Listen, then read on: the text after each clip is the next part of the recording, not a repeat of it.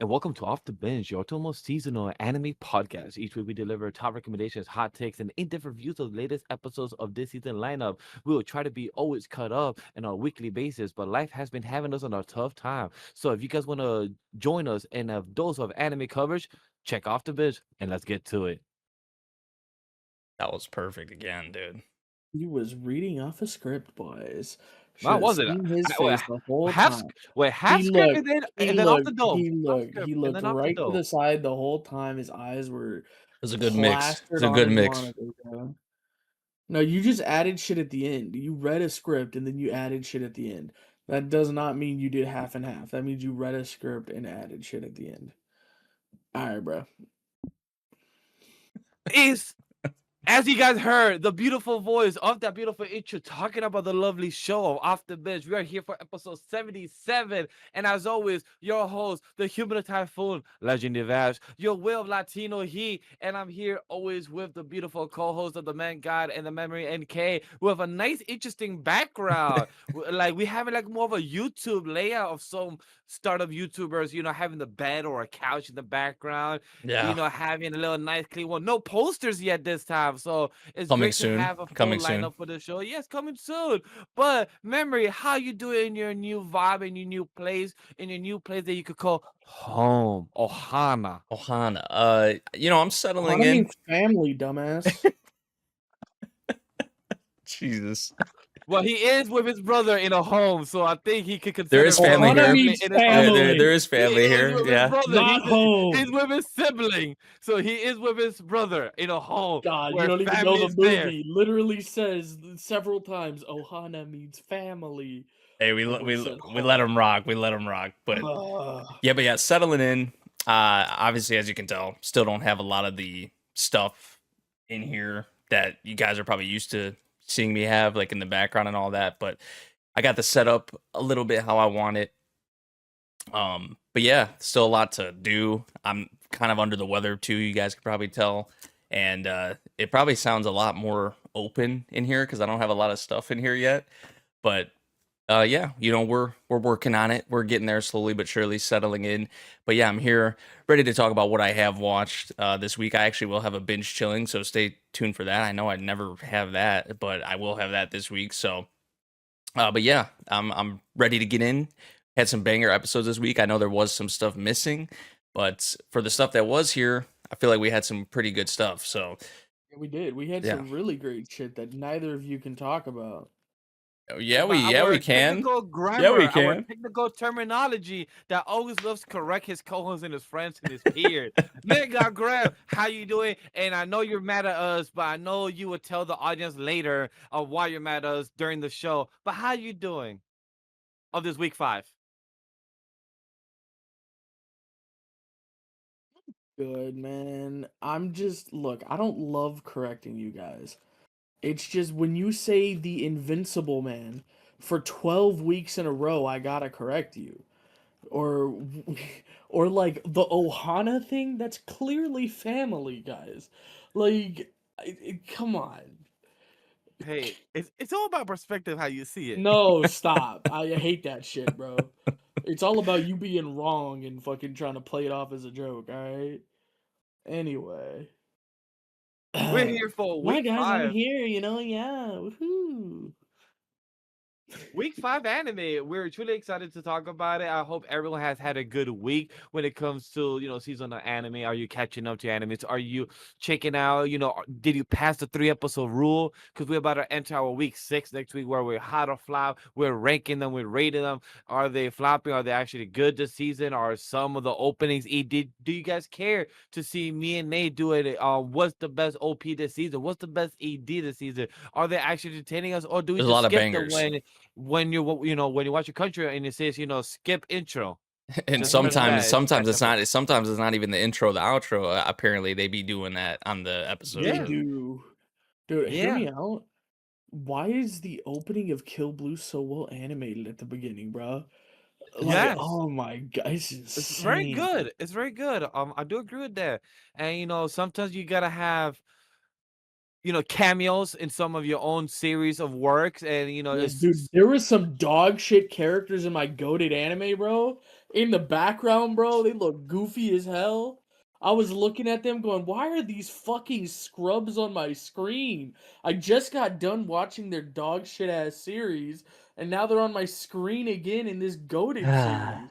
It's There we like go. sometimes you gotta bring it back. Like it's good to be May. Sorry, I had to. However, What is have he you never heard the talking song about? from NSYNC? It's good to be May. I think you're making stuff up again, bro. No, that's dead as literally meme. That's dead as part of the song of NSYNC. Literally of like Let It Be May. No, Chat, go no check idea. it out on social media because there's an No actual idea, meme bro. about that. There's actual song about that. But He's in meme culture, bro. I don't know.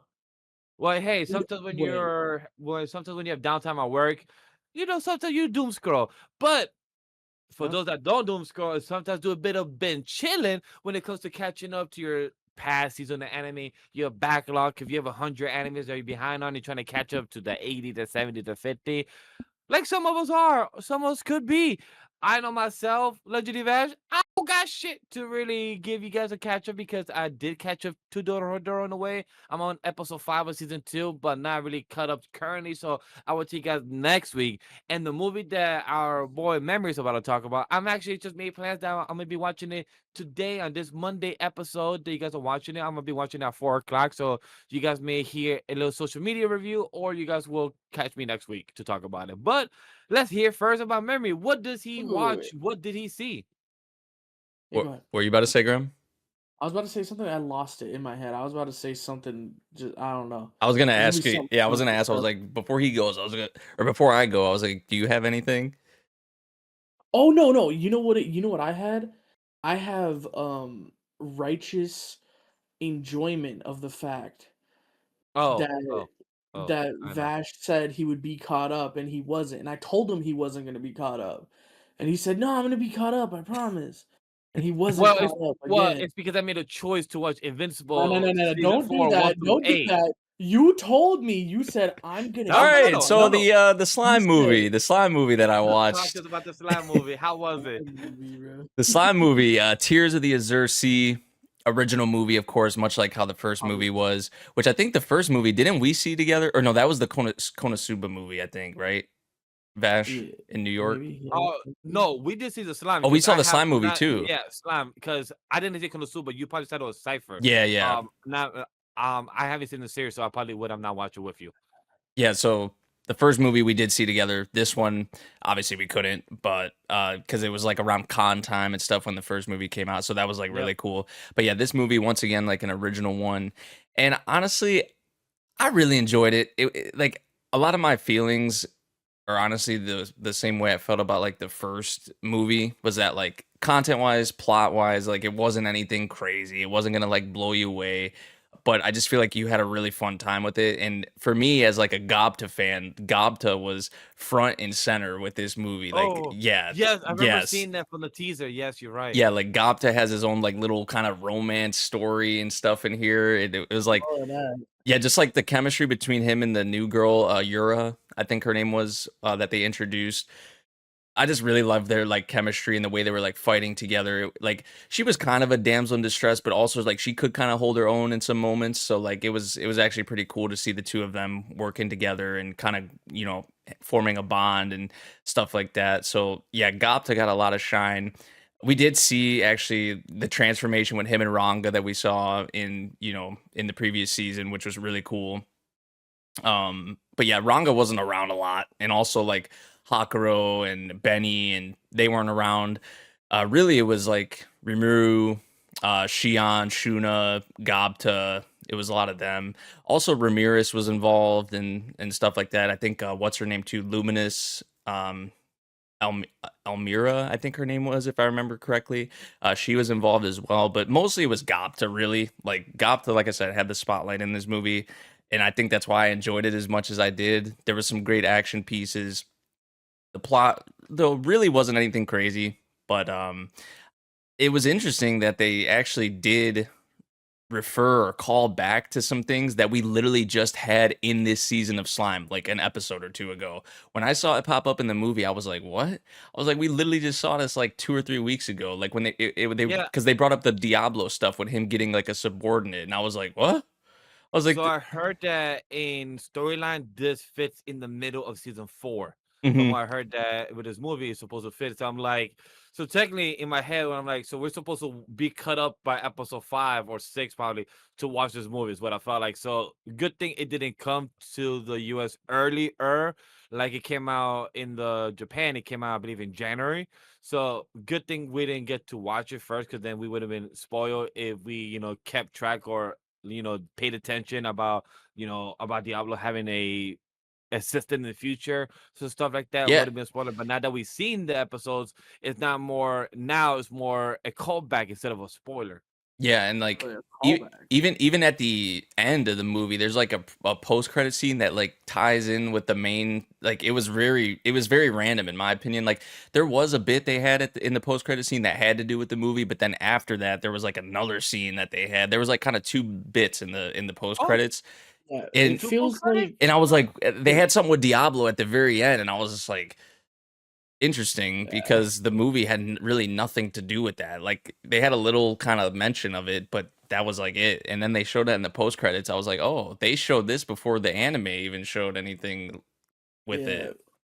From what what you told me earlier today when we talked about it, it really felt like the same thing at the end of the Crimson Bonds, or what was the movie where they were like getting like brainwashed or whatever? That was Crimson Bonds, right? Yeah, Yeah, that's the Or the only other minor movie. one.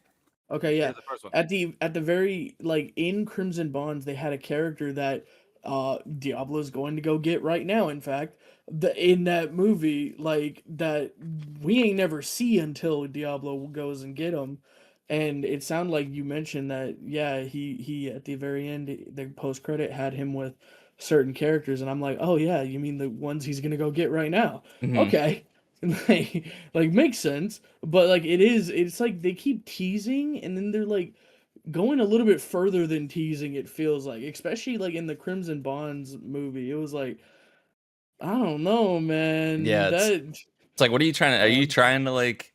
are you trying to spoil us, or are you Yeah, trying to spoil tease us, or are us? you trying to like tie these original things kind of in some way? But It's just, I don't know. yeah, But yeah, but no, it was so nice. It was nice to see Gobta really get the shine. I feel like he deserves. Like he was awesome in this movie. A lot of nice moments with him and Yura, and yeah, it was a fun. Obviously you have the characters we've come to know and love so many seasons deep. So like obviously you have that, but yeah, I just had a really good time with it, and it looked really nice. So yeah, you had like some big ass like a water dragon. So anytime you have a fight with like dragons and stuff like that, I feel like it makes for some pretty cool stuff. So you had that, and then the thing they did with the transformation with Gapta and Ranga, like what they were actually doing is, I'm not gonna say what it was, but it was I was like, what are they doing here with it? But yeah, Vash will see that when he goes and watches the movie. It's Yes, like I will. it's like a scene at the very end when they transform or whatever. So yeah, there was some like kind of BS, in it, just like the whole damsel in distress thing, and just I don't I know, think ass pools. Maybe you'd say. I would definitely say there were some ass pools in the some movie. some Wistoria level Yeah, ass pools. I don't know. Yeah, I don't know if okay. I don't know if I go that far, but yeah, I enjoyed it. I enjoyed it a lot. Not like some of the best Tensor content or anything like that, but I give it like a 7.5, 8 out of 10. I probably actually enjoyed it about the same as the first movie, maybe a little bit more. So yeah.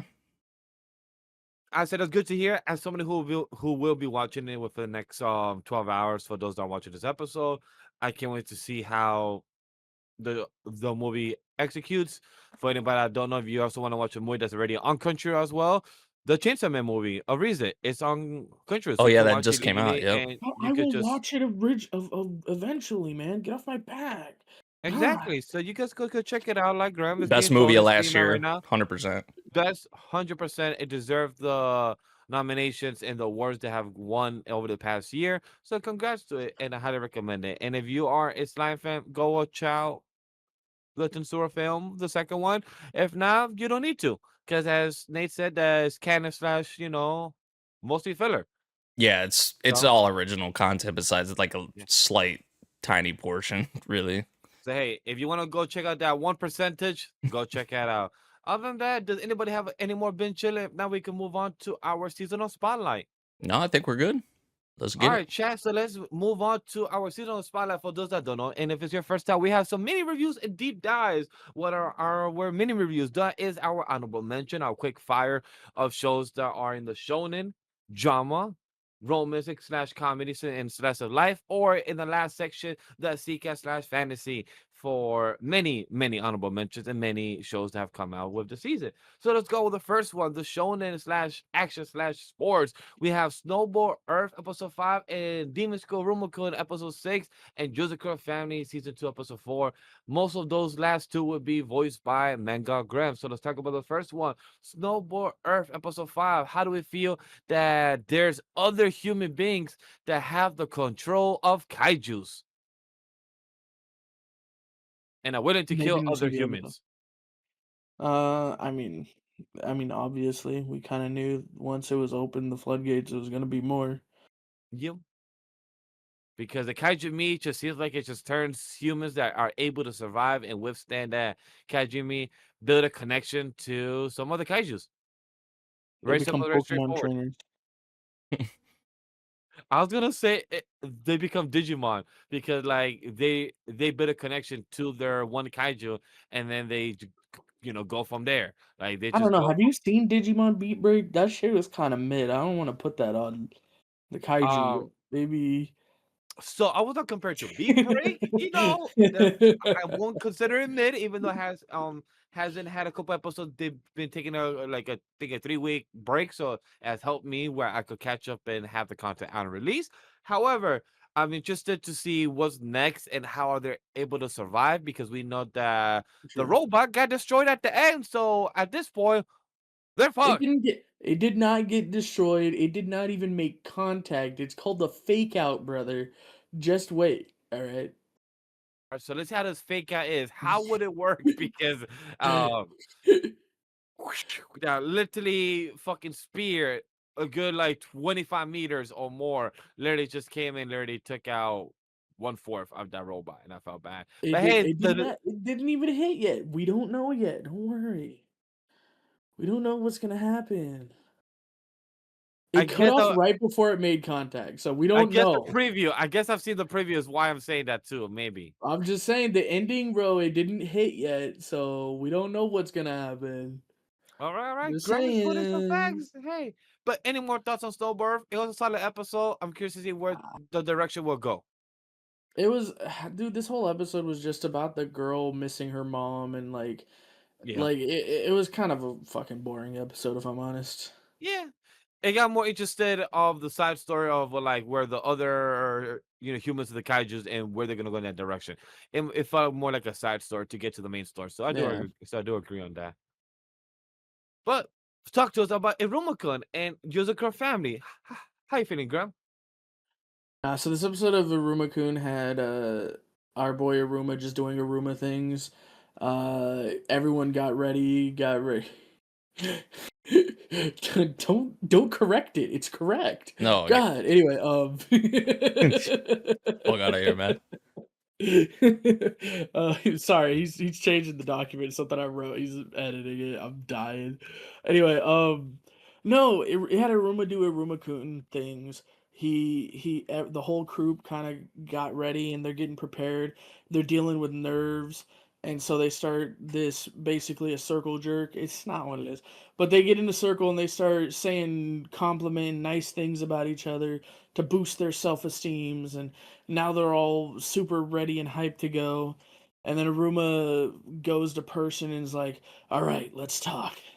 And Person, we know, is a chatterbox, so literally talk to him till like early in the morning the next day. They were up there all freaking night, and Aruma's over there dying like, "I want to sleep." He's still going. So we're gonna see how that happens, if he's gonna be able to perform and if Person's gonna perform as well, because Person still has a little bit misgivings. Like, he wants to perform, but he also completely understands where his family's coming from, and he's kind of stuck in the middle between these two lives he wants to lead, and like he loves both sides, and he really wants to be acknowledged for his music, but being acknowledged would be the antithesis of what his family wants. So he's kind of just stuck in the middle, and I'm excited to see. I'm assuming Person's gonna end up doing the performance anyway, and bro, I can't wait to see what's gonna happen. And we're gonna see Iruma get slapped awake by Opera and show up for the performance. So I'm excited. Oh, we also got a new character who is jealous of Grandpa, because Grandpa was the actual previous Demon Lord's like second in command, and he's a little bit jealous. So that's the whole thing, and he basically got told, yeah, Iruma-Kun is the one who's done all these things that you have issue with, and he's like, all right, fine, we're gonna see if this little man can like stand up and like meet my expectations, alright? And he's gonna be a judge, so that's gonna be interesting. He also really loves our teacher, Cal. Was it you know the teacher. Calgary. Something like that. I don't know. But yeah. And then for how is our married couple in this episode? Where are we at in the story? Currently we're taking the test. Shinzo's test is a game of tag. Put your hands on him and you win. Of course, Tayo goes, fuck it, we ball. And they start doing this death match where everybody else in the room is getting blown away. And at the end of the day, Tayo wins. Of course he does. He wins with the help of some of the other people, and a large portion of people pass. Then we get to the second phase, which is, of course, the tea ceremony, which is really interesting because she faints everybody out and like makes them think she's doing something else. But really, she showed everybody how to undo her key, so they could ease it, or Aikido or whatever it's called. She showed everyone how to undo it because she showed everyone how she did it. She just did a big flare at the end to kind of make everyone think she did something else. And a couple of people immediately got it, specifically the reporter, who's very observant. And so Tayo's like, wait a second. So it's not how I've been doing it. It's not how everyone else has been doing it. But that guy got it right, and all he did is just watch. So he's like, okay, big sis Futaba, I would like another cup. And she does the whole ceremony again, and he goes, oh, okay, I get it. And then of course we get her going back through the past and like seeing that Mutsubi was originally in a really bad dark place, and it was Tayo who kind of got her to be okay. And when he finally got her okay, his entire family dies, and the roles kind of reversed, and she's the one who helped him to be okay, which is of course where we see the series start, right? But we get to see that it was originally him who did that for her, and she was just kind of returning the favor. And everybody in the family knew well before Tayo ever actually came over to the house for the first time, like as a member of the family, or like got proposed to, well before everybody in the family, even big bro Koichiro, everybody knew that that was going to be who Mutsumi was going to eventually marry, and everyone had given their blessing. Yes, even big bro Koichiro, even if he didn't like it, they all gave their blessing. They all knew it was going to happen. So he has to give shit because he is the big brother, and he wants him to be strong. And of course, we pass Futaba's test, and then we drop down into Big Bro's test, which is going to be interesting because they're all trapped in a steel wire. How the hell are they going to get out of this? What is the test? Is it if you get out of this, you pass? Is it don't touch the floor? Is it fucking, I don't know, rub my feet? We don't know. These guys do some weird shit for tests. I imagine it's going to be messed up to Tayo because that's just how he is. So we'll see what's going to happen there. like I said, I'm really excited about this. I love these two series. They're a lot of fun. Kind of sad no one's watching him. You know. Soon. Right. Anyway, and so we're gonna move on to our main topics. First off, I'm just gonna lead us into this because nobody put it on the document. I did. So, big ups to me. I'm My glad you did, Hero honestly, Academia, because more. it kind of slipped my You mind. kind of slipped your mind. I know. I looked at it when I looked at it and I put it in there. I originally wrote something different than what you saw, and so I was like, my dumbass forgot to write this. So yeah. For Yeah. anybody that don't know what he's talking about, is My Hero Academia the extra special, the adaptation of the epilogue, the future of Yuraka getting banged from Deku. Oh, Not even kind no, of. they dap each other up, man. They Yeah. literally dap each other up. It's like Yeah, they they don't. bang. That's the That problem. was very them though, honestly. Like that, Honestly, yeah. it is. But nah, this so obviously this is like a special. It's been a bit since the final season ended, but this like because at the end of the final season, like I felt some type of way, but then this made me feel some type of way again because you're just like kind of sitting here again, like, oh, this is it again, you know. But I just The like final season, part 4, epilogue 17, it could extra be a lot episode worse. It could be a lot 14. worse, to be fair. Hey, Yeah, But Attack could on be Titan, like boys. it could be like Attack on Titan, or it could be like Black Clover that just ended as well with 392 chapters. So it's, mhm. it could be like Chainsaw Man. Like many series could have a bad ending, but at least we could be satisfied with what we got with My Hero. From what I Oh yeah, heard, a this lot is of people very was satisfying. This was a lot. yeah. Like I heard a lot of people was happy with this little extra epilogue of what we got. We saw, Bakugo and a few others and everything. I didn't see the episode, but I saw pictures and I saw a few people talking about it. I saw one of my friends that did speak about it at work. And I know already, like, not full spoilers, but no context without context. So, like, I'm glad to see the episode get received. They were hyping up within the week, approaching, like, talking about it. So, that's just very good to see. Yeah, it was just good closure. I feel like seeing obviously like because obviously some time has passed. So seeing where everyone is kind of at now and just seeing how everyone it has grown, right? I feel like even that scene with Bakugo in the car and just even some of the moments with Bakugo and Deku in this episode, I feel like really showed that.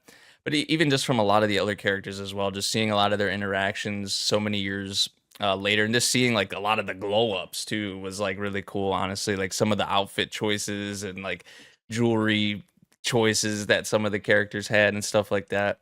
Some of them Bro, I wasn't maybe Tokayami with the yeah, Togayami, yeah, face. yeah. Some of them were questionable, I would say, but there were certain characters I was like, man, yo, they got a glow up. They looking like mighty fine. So yeah, it was just a nice episode for sure to kind of leave things off with like officially, I guess you would say. I know they did announce like another OVA or a special with Erie or whatever, but I don't think that's or it may be set, I guess, after the series, um but yeah, just seeing all of them really, I guess maybe for the last time, right, going out and catching a villain or two, which did they really need all of them? Probably not, obviously Nah, not, but you had actually. to have the Avengers slot, Yeah, the shot, yeah, yeah, which was cool. It was really cool, I will say. Yeah, Just seeing how far all of them have came and all the stuff that they've been through together. And for sure. yeah, and then obviously like they mentioned the Ochako and Deku moment at the end Mhm. was kind of like the cherry on top, I would say, because you had like Bakugo kind of pushing Deku in a way, and then you had Which, hey, Toga that's the pushing goat right yeah, there. and then he Hit him Toga with that. pushing Ochako, like pushing them towards each other, Yeah, like they're two the best dead friends. person pushing him, yeah. Yeah, I mean that I did like that touch for sure. That both of them, Ochako obviously had it in her head a lot, just a lot of the words and a lot of the things that kind of Toga had left her and stuff like that. So I did like how the influence that each of them had on Ochako and Deku, and ultimately that pushed them towards one another finally, right? Finally. So yeah, it was definitely the cherry on top, and I know people are gonna clown it probably and be like, "Oh, they just dapped each other up," but this was just like this ain't a romance series. This ain't like this is very them. Like I said earlier, like this is this is what you would expect with the two of them, you know, if there was going to be a moment like this, this is how you would picture it. So, yeah, but really enjoyed the special, honestly. It's good. Yeah, like I said, good closure. And yeah, I'm gonna miss this series, man. We talked about it a lot when the final season ended, so I'm not gonna go all into it here. But I gotta say, I gotta cut you off a little, brother. You forgot the most important part of this episode. oh no, Come on, you know what I'm gonna say. what? Bakugo's back seat, bro. Bro, that back seat is crazy. It bro. is crazy. It is crazy. That back seat, Yeah, bro. I want that back seat. That back seat is lit, dude. bro was just sinking into it. He was, bro. They kept asking him was too. back there, just Literally.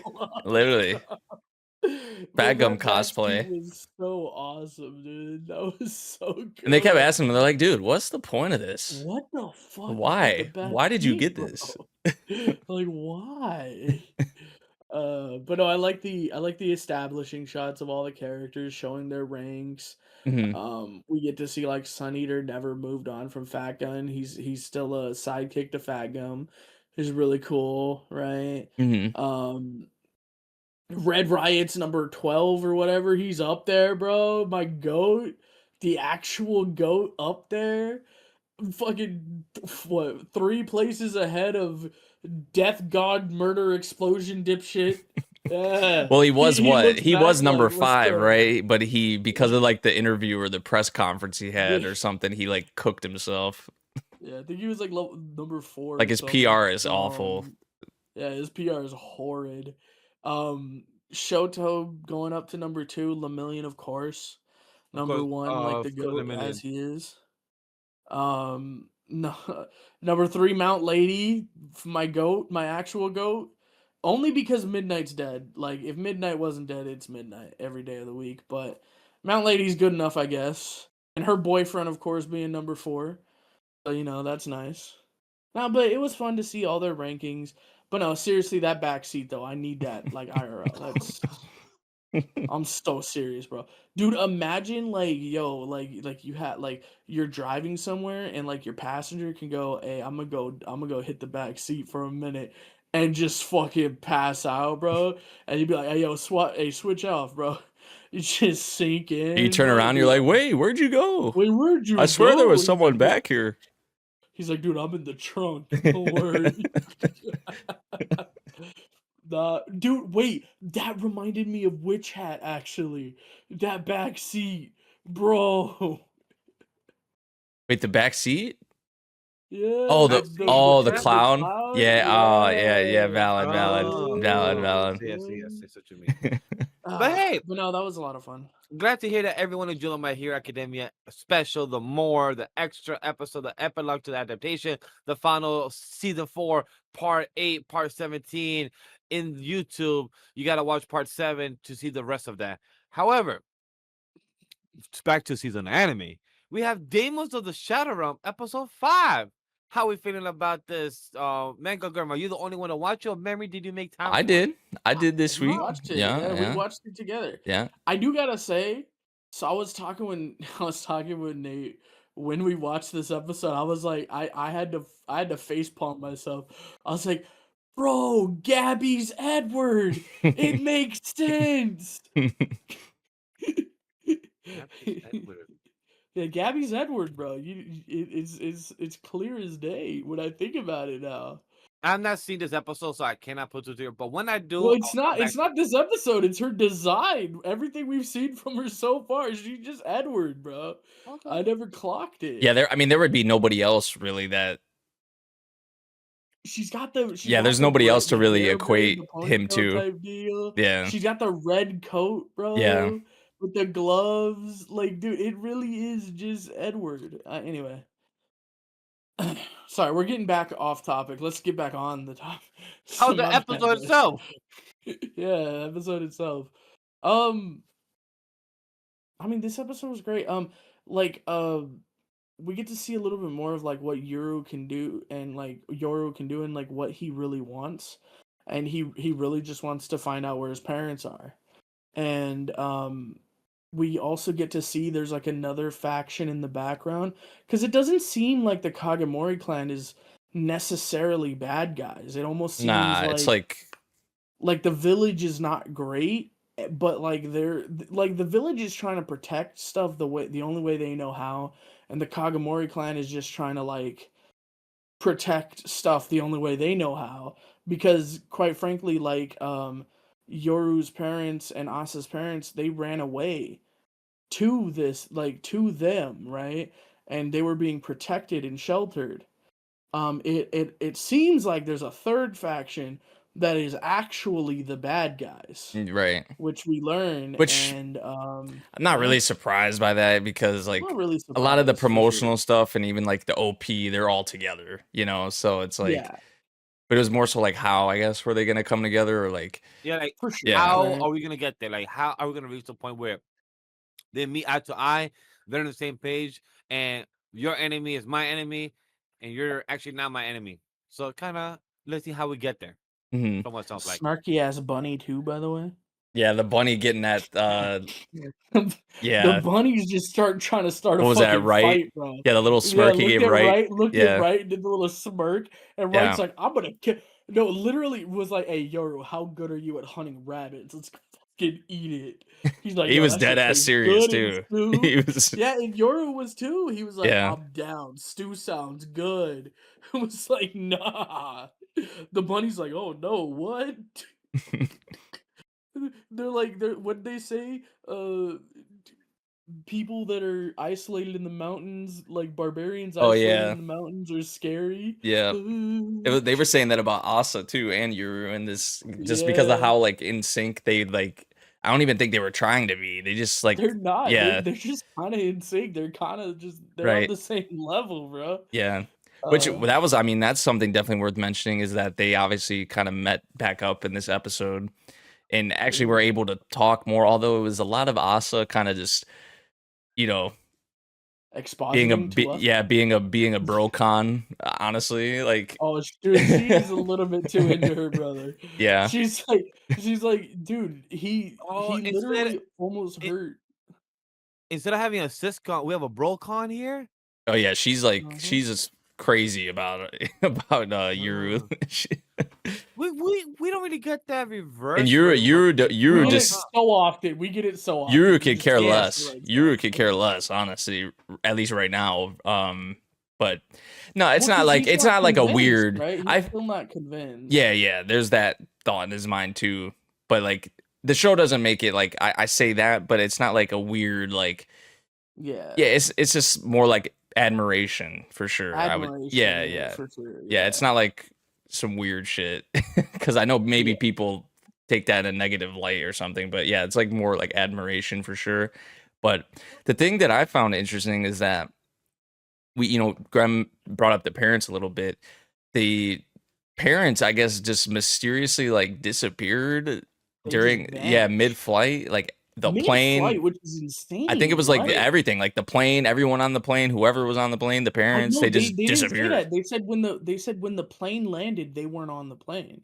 Oh, That's okay, what they okay. said, right?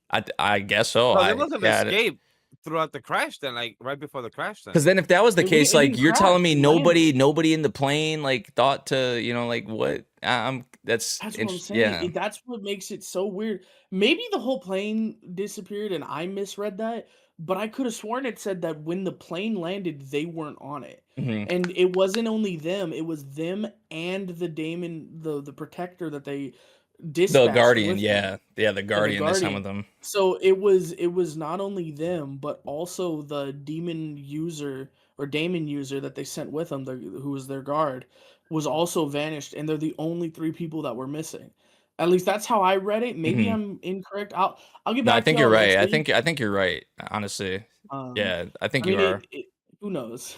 But I, I'm the fact is though, they disappeared, and it's very like weird, definitely shady. yeah, right? A lot of questions surrounding that, and So many. yeah, and just like 'Cause they were also supposed to another. visit- Go ahead. Hang What were on, you about to say? what? They were gonna go visit the mom's parents, right? To go like say we're alive, like I'm alive, and like this is my situation. Like I have a daughter now. Hmm. Like I have a daughter and a son now, and like they were like announcing themselves to their family. Like it was that type of deal, and for whatever reason, they're just missing. Yeah. Crazy. There's that, and then there's also the fact that they went into it in this episode as well, is that they're after Asa more so than Yuru. Like they're for whatever reason it's Yeah, Asa. And is that because she's the knight? Like does it have something to do with that? Or is there a different reason? Is there something going it like could be. It could I be their feel like powers, because they specifically said that Asa's power, and I'm so sorry for interrupting you, Miguel, but they specifically said that like she has the power of break, right? And then Asa says this episode, like, imagine like what how badass Yuru would be if he learned the power of seal. So like I yeah. think they're like opposites, right? And break is just more useful to them in the short term is why I'm thinking they're like nah she because I think seal is more dangerous. Hmm. Because like I'm assuming that means like maybe we can seal people away or maybe we can seal demons, right? Like what are we sealing? Like that's what it is. That's like so I assume they're more afraid of Yuru, and they're more like Asa's power is more More useful. controllable and like Yeah. yeah, more targetable, you know? Hmm. so Less you said it very well of what I was gonna bring up. On top of what you brought up, I will give the extra where with Asa, she's a target where if she gets kidnapped or taken hostage, Yor is already gonna try to look for her. So no matter what, Yor is gonna head to their nah. direction because I No, said if they Asa said there.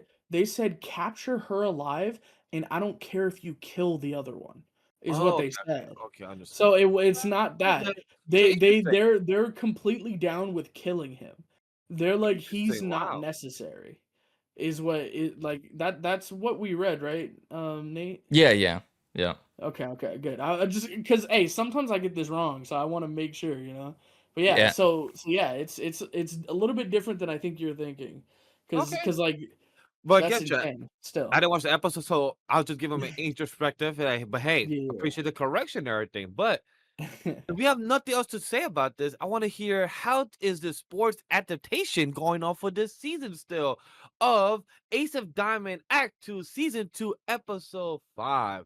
Are you guys still cringing at your butt cheeks and being angry at this adaptation, or have they been getting loose? You know, I'm angry at this adaptation for a different reason for this episode. Okay, talk to me. What happened? Because this episode was like 3 chapters they covered. That's it. Like what? Like For previous this content. episode? Yeah, this content was like So you saying it was too slow 3 to do the chapters. adaptation or too No, fast? this is something they No, I'm should have saying sped up. this is something they should have Oh, sped up so that the other episodes could have been longer. Like Yeah. they could have I feel dealt like with the that shit previous episode more. too was the same way. Like maybe I could be wrong on the previous episode, but like obviously we're talking about episode 5.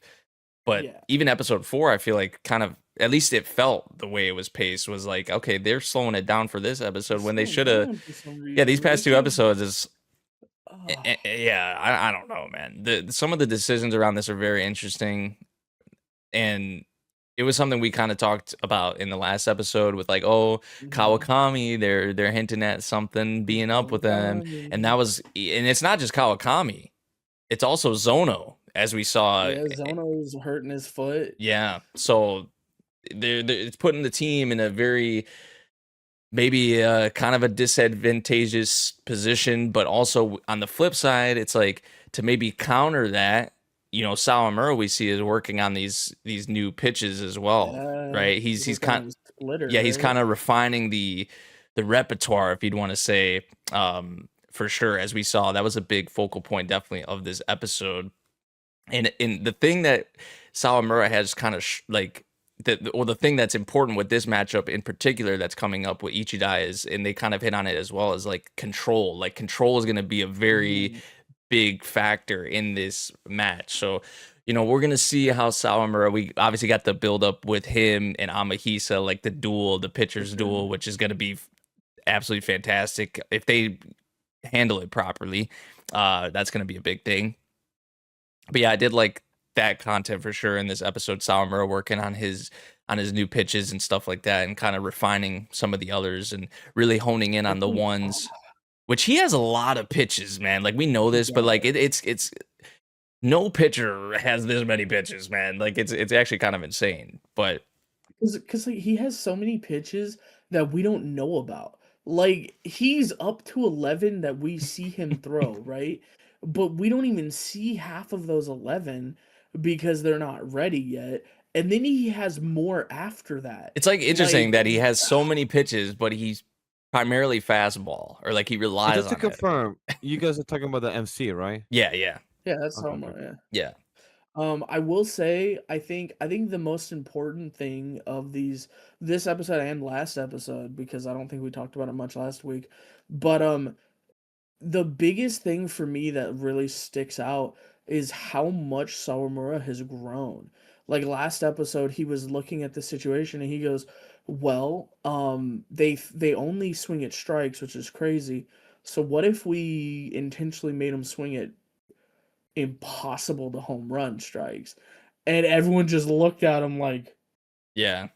The way, their reactions kind of said it all. Yep. Like their reaction said it all. They're like, Mm-hmm. This kid, wait a second. He didn't used to be this kid. Like he really actually is putting a lot of thought into this now. And again, like you said, he was refining his splitter specifically.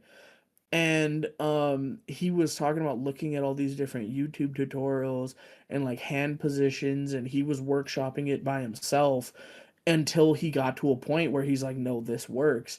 And he brought it to Miyuki, and Miyuki's like, wait a second, kid, what are you hoping to do with this? And he's like, well, currently my repertoire is my fastball, right?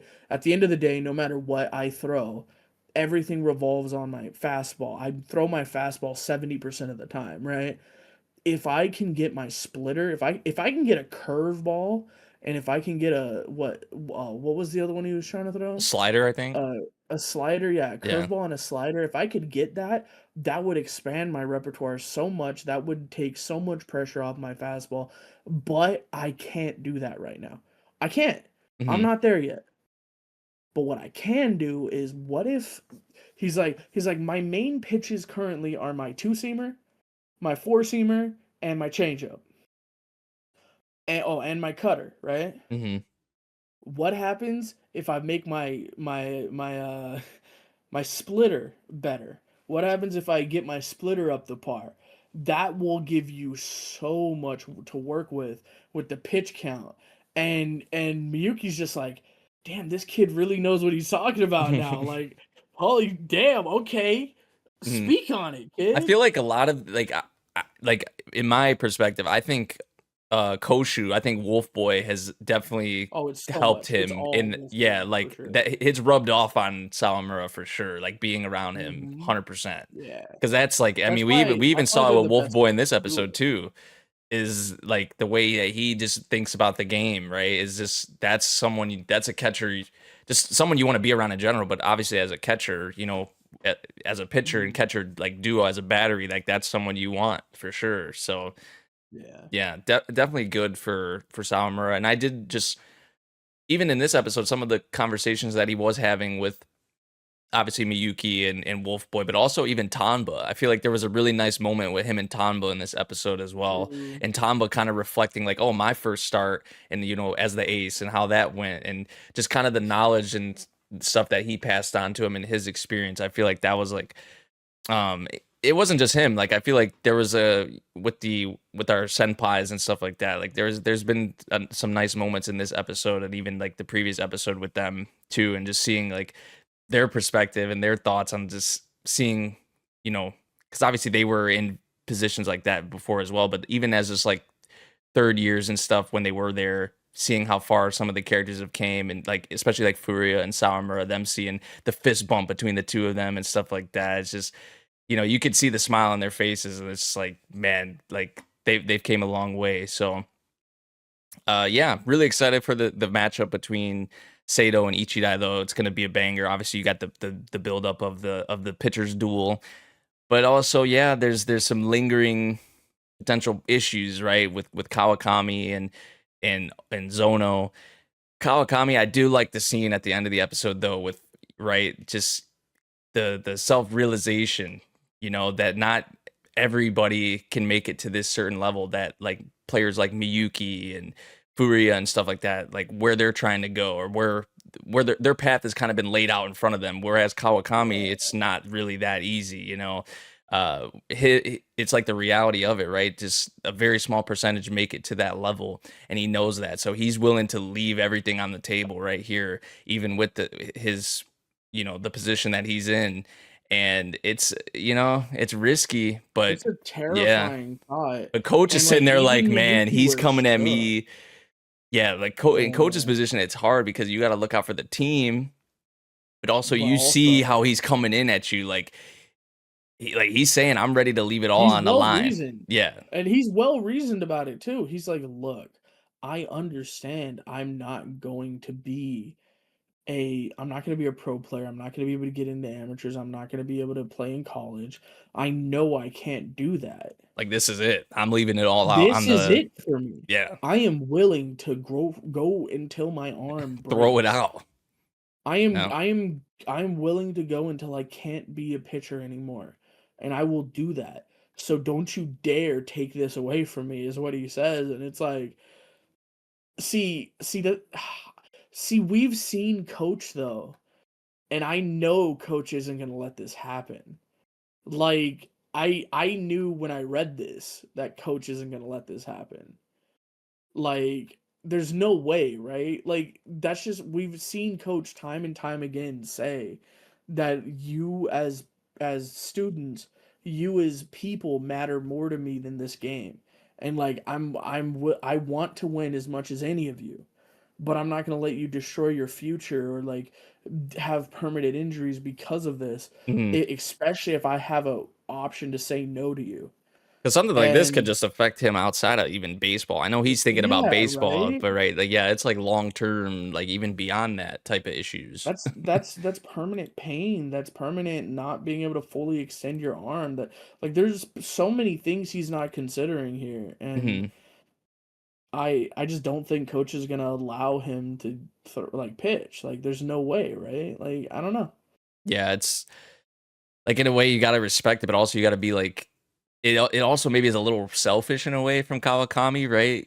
It Like is. It's a yeah, little bit selfish yeah, to because put it on coach like if that. he feels or knows that he's not at his absolute best and you still want to kind of go out there, I feel like, but also if I'm seeing this, if I'm Sawamura, if I'm whoever, right? I know not everybody knows. Some characters obviously can tell and they said something to him about it, like Furia, for example, like they know something's up.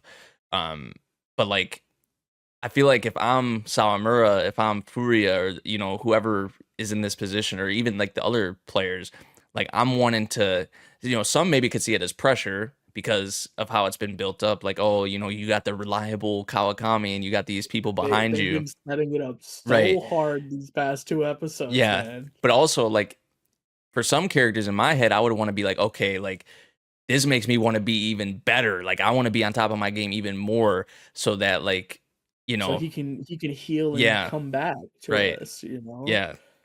Like this is when So good players like become great, or like elite players stepping up and maybe taking an extra inning or two so Kawakami doesn't have to come in, right? And being that much better.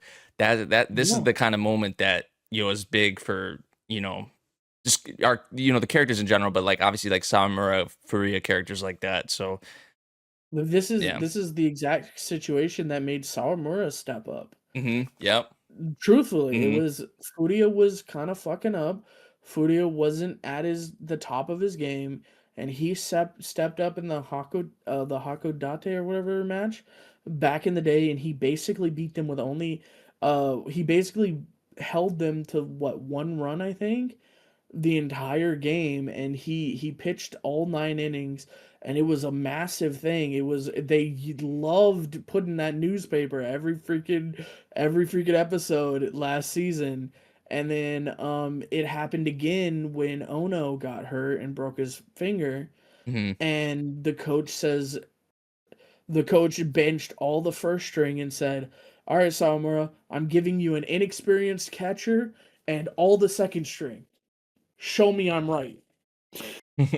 Earn your number right now. Show me I am correct. And what did he do? He showed out. Is kind of some of the best moments of the series where Okamura's in his head, like panicking about like these pitches, and he's like, "Wait, they're gonna bunt. They're showing a bunt." And the ball goes right where his glove is, to the center of his glove. He doesn't even fucking look at the batter. He doesn't even look at where the bat is. He threw it right center mass of that glove, and he's like, "It's my job to prove you're right. I don't give a shit what they're doing." And it was like, damn, that was Sawamura stepping up, and we're gonna need that again, right? Yep. We're gonna need that They gotta again in front be of Chris Senpai. They got to be that much better because of the situation, for sure. Sure. People got to step up. It's the next man up, mentality, for sure. But yeah, good episode. Good build up, I would say, for the Ichidai and Sato matchup, for sure.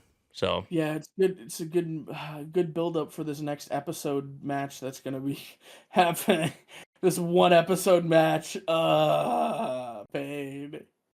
No, But you see the pain in his face. He's smiling and like he's smiling, but you see the pain and sadness on his face. He's like, "There's no way." I mean, it's just the decision is it's just insane to me, dude. I don't know. I don't know what their thought process is. I don't know what they're smoking, bro. I'm gonna be real. Yeah. But yeah, I think that's it for on. Ace. Yeah. But if you want to see somebody step up and become who they were always meant to be, Wistoria One and Sword Season 2 Episode 4. MemoryNK, did you watch this one with Graham? I did not watch it with Graham, but I did watch the episode. Nice, Yeah. nice. Well, what did you guys think about it? Because I didn't get the chance to catch up, so I'm hoping to hear it's good. I'm hoping to hear that it's been a banger so far. I mean, I feel like this was this is the Power whole of love. this Come on, bro. this was like one of those like, oh, the end of the prologue, like this is just the prologue type of deal. And I mean, it was very satisfying to see, everybody cheering on Will, obviously after everything he's kind of went through and had to deal with. And cheering on him is a bit extra. You can do it, failure. You can. well, that was what's his name, right? The red-haired dude.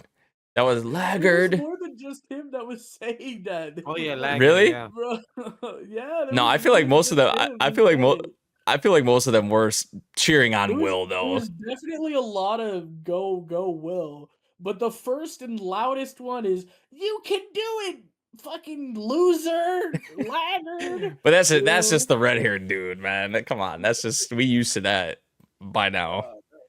That's the same energy as "You got this, stupid Deku."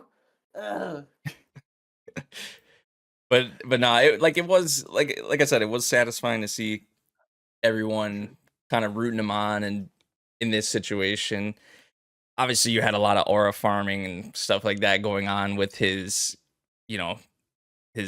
power unlocked and the limiter and the stuff with Finn, and we did get some more kind of insight onto that, and like I guess the contract or whatever he had with the witch.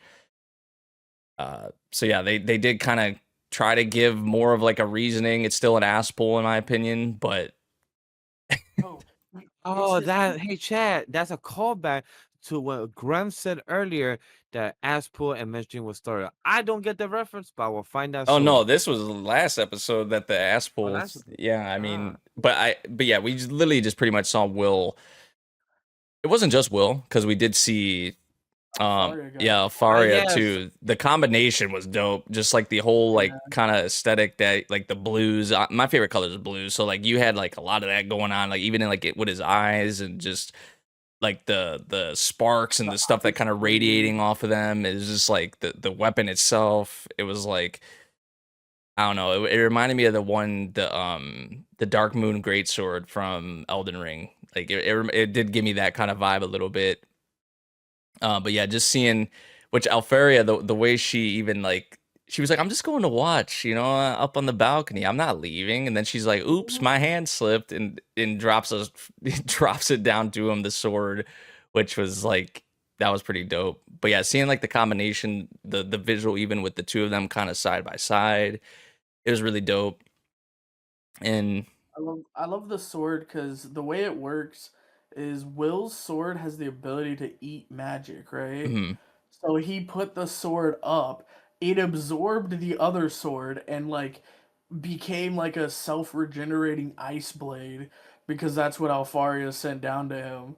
So he was able to use her magic with it, which is insane, right? Cuz like he used her like secret technique that nobody knows about because he was the one who helped her develop it. So he's like, "Yeah, I got this." And he did the ice castle and the ice spikes through everybody and it was like, "Oh shit, he's actually legit." It's like, "Yeah, man, I fucking helped make it. What do you mean I don't know how to use it?" He's like, "Just because I don't have magic don't mean I don't know how it works." Shit. Good point. Uh, yeah, it was just like the action was good. I feel like it was a very like interesting like production wise because I feel like when there actually was moving, there was action happening, like it looked really good. But then there were like some bits of the characters like that was like I don't know. It was throwing me off at certain moments. Like some of the how the characters just looked in certain moments, and just like some of the character animation. I was just like, when you see Will fighting, it's just like, yeah, this looks great and stuff like that. But then like I feel like the other characters and I don't know, some of the other parts of the episode just got kind of like shafted. I don't know, but but yeah, this was like I feel like the like good payoff for just everything that Will's kind of been through and just like the zero to hero thing, the underdog, right? And seeing everybody kind of cheer for him and root him on and stuff like that right. was nice to see, I will say that. And yeah, I did like the combination with Alfaria and him and just the power up in general. This was like I said, this was just like the prologue essentially though. They had like the whole title drop thing and so there was some cool parts of the episode for sure. I enjoyed it. Um They also yeah. mentioned like a sixth element or fifth element Fifth or Element. whatever. Yeah. Is that's what he actually has. He doesn't Mhm. have magic. He has like this fifth element, which is the quality that makes him the sword and the prophecy of the wand and the sword. So he is definitely the sword, and then all the symbolism shows that it's Alfaria who's the wand, Mhm. because they were standing side by side most of this episode. Even if she wasn't actually there, it was like the visage of her with him, and it was like, yeah, that's wand and sword together, and it was like, oh, and then Finn's like, yeah, I did it, the previous witch queen or whatever. Mhm. Like, so there's a whole bunch of lore here that we just don't know. Yeah. So it feels like an ass pull. We got the We got to secret explain it fifth somehow. element. Yeah, we got to explain making him a Eventually. god somehow. Also, my dumbass, I don't know if I mentioned this last week, but I was saying, oh, he's like Finn from Danmachi. Literally, It's yeah, because you his did name is say it. literally It literally is Finn. Finn, yeah. Literally just Finn. This is crazy. Same Anyways. voice actor and everything. Oh, it's Yep. just Finn. Yeah. It literally Yep. is. Finn. Yeah. It's just copy and paste. Hey, if you're gonna steal someone's homework, make sure it's your own homework you're stealing, is all I'm saying. Yeah. But yeah, At fun least, episode. It at was least he did the design. Hiramashima. you what? What? Hiramashima do Fairy Tale, Eden Zero, and everything, and most of his characters just Oh look the yeah, same, that just yeah. change hair color. That's Yeah. what it is. Yeah. The Like, come on, Goon like, can we get a Master. bit But more? Goon the thing Master. with Otori Fuji, whatever the heck his name is But that Hiramashima. his original series is a light novel, whereas Wistoria is only a manga. So he didn't draw either of them. Like, so he's I see where using you're the coming same character design, but it's clearly whoever he hired to do the art that's just saying, wait a second, I like that homework. Wait a second, I got this. That's true. But hey, If you guys enjoy our shonen, hopefully you guys can enjoy our drama, thriller, and psychological conversation. Because we have 3 of these series to talk about. And your boy Vash don't got nothing to say about these because he didn't even watch Akane-banashi. So he's gonna be fading like a ghost like Casper because you guys are gonna be talking about the honorable mention and Akane-banashi with Man-God Grem and MemoryNK. Go ahead, guys. Class from the elite. That's all, Um, Graham. Coach. Yeah. So this episode is awesome. We're finally probably going to see Ryujin do something. Our boy who's been just skating by, being a little dipshit all along, makes a deal with Suzune, that he says, look, I don't want to deal with the class politics bullshit anymore. So we need to make a deal. I will participate in this event if you say that I am exempt from everything else and you won't fucking bug me anymore. And she goes, all right, then you have to win by yourself. And he goes, on God, I'll do it. No balls. What's up? So we're going to be able to see what he gets to do because he's by himself. The blonde dude? Mm-hmm. The blonde dude, the nice jaw, who's kind of just a dick to everybody in the class. Yeah. Yeah, he's out to win it. He was given a condition that if he wins, Suzune will stop bugging him about anything else in the class. So he gets a free ride if he wins. Damn. Which it's like, okay, we're about to see what he can actually do. So that's interesting. Of course, Ayana Koji's got a target on his back this test. There's several people after him. The third years are after him as well. So he's got a massive target on his back, and he's trying to win to kind of shut everybody up as well. So I'm excited. There's other things going on. Ryujin's class, not Ryujin. What's his name? He used to be Class C. The dude that was fighting. He fought Ayano Koji a couple seasons ago. Oh, shit, I don't even remember, honestly. I want to say it's Ryu something, but that feels wrong because what's his name, man? Ryuen? Or is that who you? Ryuen. It's Ryuen. Yeah. Yeah. Ryuen made a deal with the second in command of Class A and took him from Class A to make a super team on Class B, because guess what? Ryuen is now in Class B, not in Class C, because Class B with that girl has dropped to Class C to C rank because she lost points, so she's just under Ryuen's class now. So Ryuen in Class B is trying to take down Class 1. Dude, trying to take down Sakayanagi, and took out her second in command and said, nah, he's mine now. So there's all sorts of shit moving, and I know It Nate sounds hasn't like it. seen it, but there's so much stuff going on, bro. I need you to catch up because it's heating up, man. This season is so hype right now. Yeah, I need to get back on it because, I mean, I did like the opening, like the first, like I think I talked about it. Yeah, like just this general setup. I was like, oh, this season feels pretty promising if it's handled properly. So it's exciting shit happening. I'm really excited to see if Ryujin can really go out there and like show his shit, because he's always kind of been a dipshit. Mm-hmm. And he's always kind of said, I'm better than you guys, why do I need to deal with it? So let's see him prove it, Mm-hmm. So I'm excited to see it, Oh yeah. There's also all sorts of background shit happening.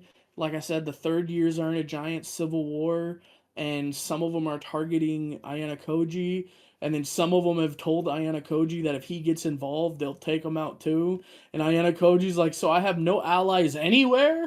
Like, what the hell? Like, I mean, he doesn't do that because Ayana Koji, of course, stone-faced, is like, I see, okay, understood. It's just me, Anyway, myself, and I.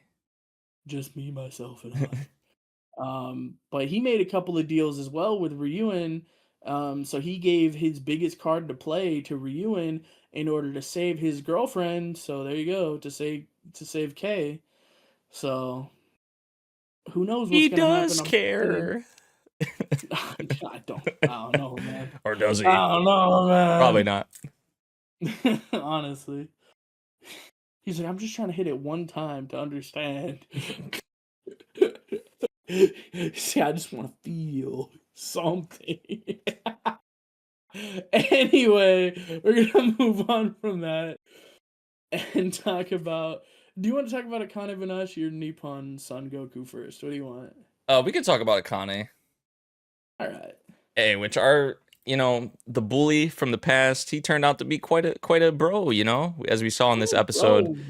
Yeah, which he got a crazy glow up, for sure. I feel like bro, you know, I mean, granted, he was just a kid when we saw him, but he, you know, you wouldn't expect him to look how he looks now. I feel like in the present, as we saw in this episode. That's so true. But yeah, just the way he was kind of vouching for Akane, and because the teacher was very, because that was like the whole the big point of this episode was like Akane's future and thinking about that, which, you know, the teacher was very stern, very adamant about, you know, this not really being a path for her, being a, you know, a Rakugo performer and stuff like that. And I get it in a way, right? Trying to look out for her students and stuff like that. But, you know, our bro Ozaki, which He was earned in the past, right? yeah.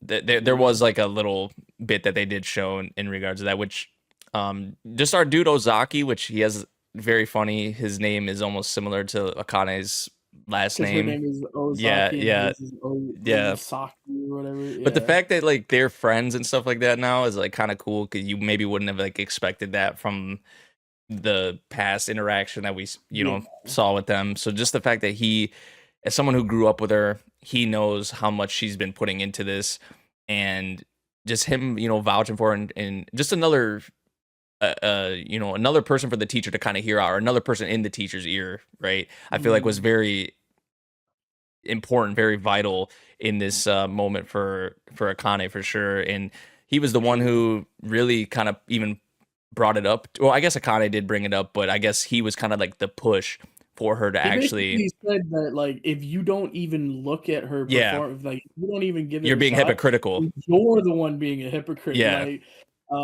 and I kind of love the extra detail of him saying that, like, no, I don't think you understand what it means to her. Mm-hmm. And then he goes, because he knows information that the teacher's not privy to. Yeah. Because the teacher doesn't know anything about Rakugo. The teacher doesn't know what happened and 6 years.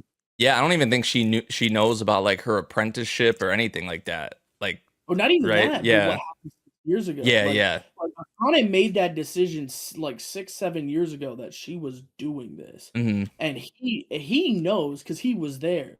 Yeah. So he knows about all the headlines. He knows what happened to her dad, and he knows that she, because like he said, if it was me, I would have hated Rakugo. Like, if it was me, I would have learned to hate it. And it's like, no, but no, she hasn't wavered since that day. Like, she has not wavered. And it's like, he knows the depth of her conviction. Like, and it's like, nah, teacher, you need to see this, like, conviction. Like, you need to understand, because you don't right now. Like, I get what you're saying, but you don't get it. Yeah. You know? And, like, how could you, like, without seeing it for yourself, I feel like that's just kind of unfair, for sure. Yeah. But the performance, we joked about it quite a bit because we watched the episode together. But yeah, the performance and just the story itself is very funny. I feel like just with the farts and things like that, and just the way it's set up. Very, very fun story. I feel like this is one of the like more enjoyable ones, I would say, towards the beginning, in my opinion. So, and just the way Akane, obviously her VA has been killing it. Just the different, you know, voices she was going for, and even like the thing that they hit on this episode as well, like where you kind of look and like the different angles and stuff like that. I feel like that bit was also really cool that they kind of threw in there. Have your eyes wander, which is so hard to do. Yeah. Like, really? Yeah. Like you got to think about all these things. Like even the bit with Ozaki and her, like when they were like practicing and stuff like that, and he was like recording her, and she was like kind of, you know, self-critiquing herself and stuff like that. No, this is ass, bro. Yeah. Where are my eyes at? Yeah. Like, what am I doing? Yep. I can't imagine who I'm talking to at all. Just like, the little the little intricate things that you have to think about is like there's so much that goes into like a really really good performance, you know, that yeah, to, like to be the best, like there's so many little things that you have to get down. And you know, there's probably things that like certain performers aren't really maybe taking into account or looking for, but there's people probably like, you know, the higher ups, even like Isho, like someone like that, like he probably picks up or notices those kind of things, you know, like if people are doing this and that. So yeah, really awesome performance from Akane in this episode for sure. Just obviously with the teacher, with Ozaki there watching, and just yeah, the impact that this had, because it is a big deal, you know, the talking about like the future and your career path, or where you know you're going to go in your life, you know. Just everybody, and that's the thing, everybody doesn't really necessarily have it figured out at this point, you know, and that's okay. That's okay to not have it figured out, which Akane obviously she knows, right? She's been on this path, dead set on it. So there's not, she's like a full freight train. There's like no stopping her, honestly. So like she's determined, she knows what she wants and she's going to get it, right? And you got to respect that, you know, and she's doing everything she can. She's putting everything she can. She's taking all this information in. She's talking to interacting with a lot of these people, and she's just like a sponge, right? She's taking it in, and she's, you know, bring it into her craft, right? And really it shows. It is showing. Obviously she's not perfect. She still has a long way to go. She's still in the beginning ranks, but yeah, Or like she's not even in the beginning rank. Yeah, exactly. Yeah, she's not even the proper. Right. Yeah, I don't even think she's standing at the the starting line, right? I don't even know if she's in the gate yet to run out for the gun. Dude. But I think you said it before. I just want to emphasize this once again. It cannot be understated how fucking phenomenal this voice actress is. Mhm. The little laugh that she did for the kid. Yep. The little like chuckle, the way she changes her voice and intonation doing the different characters. There's so much that this voice actress is having to do. Like you cannot gas this voice actress up enough for this performance. Mhm. So I know he already said it, but I need this to be understood that she's doing so great with this. Yeah. 100%. So good. Yeah, I agree. I mean, this is where your limits, I feel like a series like this, like your limits as a voice actor, like tested here in a series like this 100%, right? So hopefully they're getting their money's worth, because they deserve it for sure. But yeah, good episode. Love the content with Akane, the teacher even. You were talking about the future plans, and Ozaki was a bro. So obviously, yeah. Be sure that you thank Ozaki, by the way. What does he have to do with it? Just thank him. Oh man. Good stuff though. All right, next up we have Nippon Sangoku, episode 5, which yeah, I caught up to this one. I had to, and I'm happy I did, because this series has been hitting like so much. And yeah, this episode even more so is just like the only thing I can really think about right now that's been on my mind is like the plan that they thought of, because like yeah, you have the as they literally call him the fatso, or the fat bastard in this series, but like he's pretty much just the roadblock, you know, essentially with Ryuman and stuff like that, right? And the Emperor just pisses me off so much. Like it's happened so much in history though, when there's emperors like in a similar position to him, so like it makes sense. But like Taira, or Denki Taira, the fat bastard as they call him, which he has a freaking son, and it's like, oh great, and he is, as you would expect, he is even scary as well. But yeah, he's kind of like the roadblock to Ryuman right now, and I just love the kind of alternate angle that Ryuman, and I think it was probably Kaku more so, the plan that they came up with, right? And they're like, okay, if you're not gonna let us send these, you know, these soldiers in, then we're gonna come up with a way to, you know, kind of make up a way to be able to do it. Like a loophole essentially is kind of what they went for. And you know, we're gonna take was he a general? He was in a high standing position. The guy that was like relatively high. yeah, like he was like a simp for the Oga girl from the Hey, wait, yeah. which I'm not even gonna lie. So just to cut you off a little bit, bro, I was dying. I watched this episode with Neko, and as we were watching the episode, when all the fat bastard shit happened, I was like, bro, honestly, maybe we should just go to their team. Maybe we should just go to their team, Hey, bro. the dude had a point. He honestly did have a point. This I mean, he did have a point, Yeah. and then the thing is, bro, the general's like strategist started talking. I was Mhm. like, oh no, I'm about to get called retarded for wanting to join her team, aren't I? Oh shit! And then yeah, like we get cut down. It Yeah. felt a little bit personal because I was like, nah, we should join her team, and he's like, nah, y'all are insane, y'all are simping, y'all don't get it, like. Dude, she's clearly playing all of you. What do you mean? Like, oh man, that was so good. It was Yeah. it was so It great. is like it makes sense though, because like the Tyras like running stuff, like obviously they're kind of more in control than even the Emperor himself, right? Like Yeah. and they're all about, like, as we saw with Kaku and with Ryuman, they're not all about like their own personal kind of gain, like how I feel like the Tyras are for sure. So like when you have them it's just that friction is just, yeah. So Ryuman, they kind of had to come up with a plan in Kaku, really. I feel like it was, like I said, probably more so him.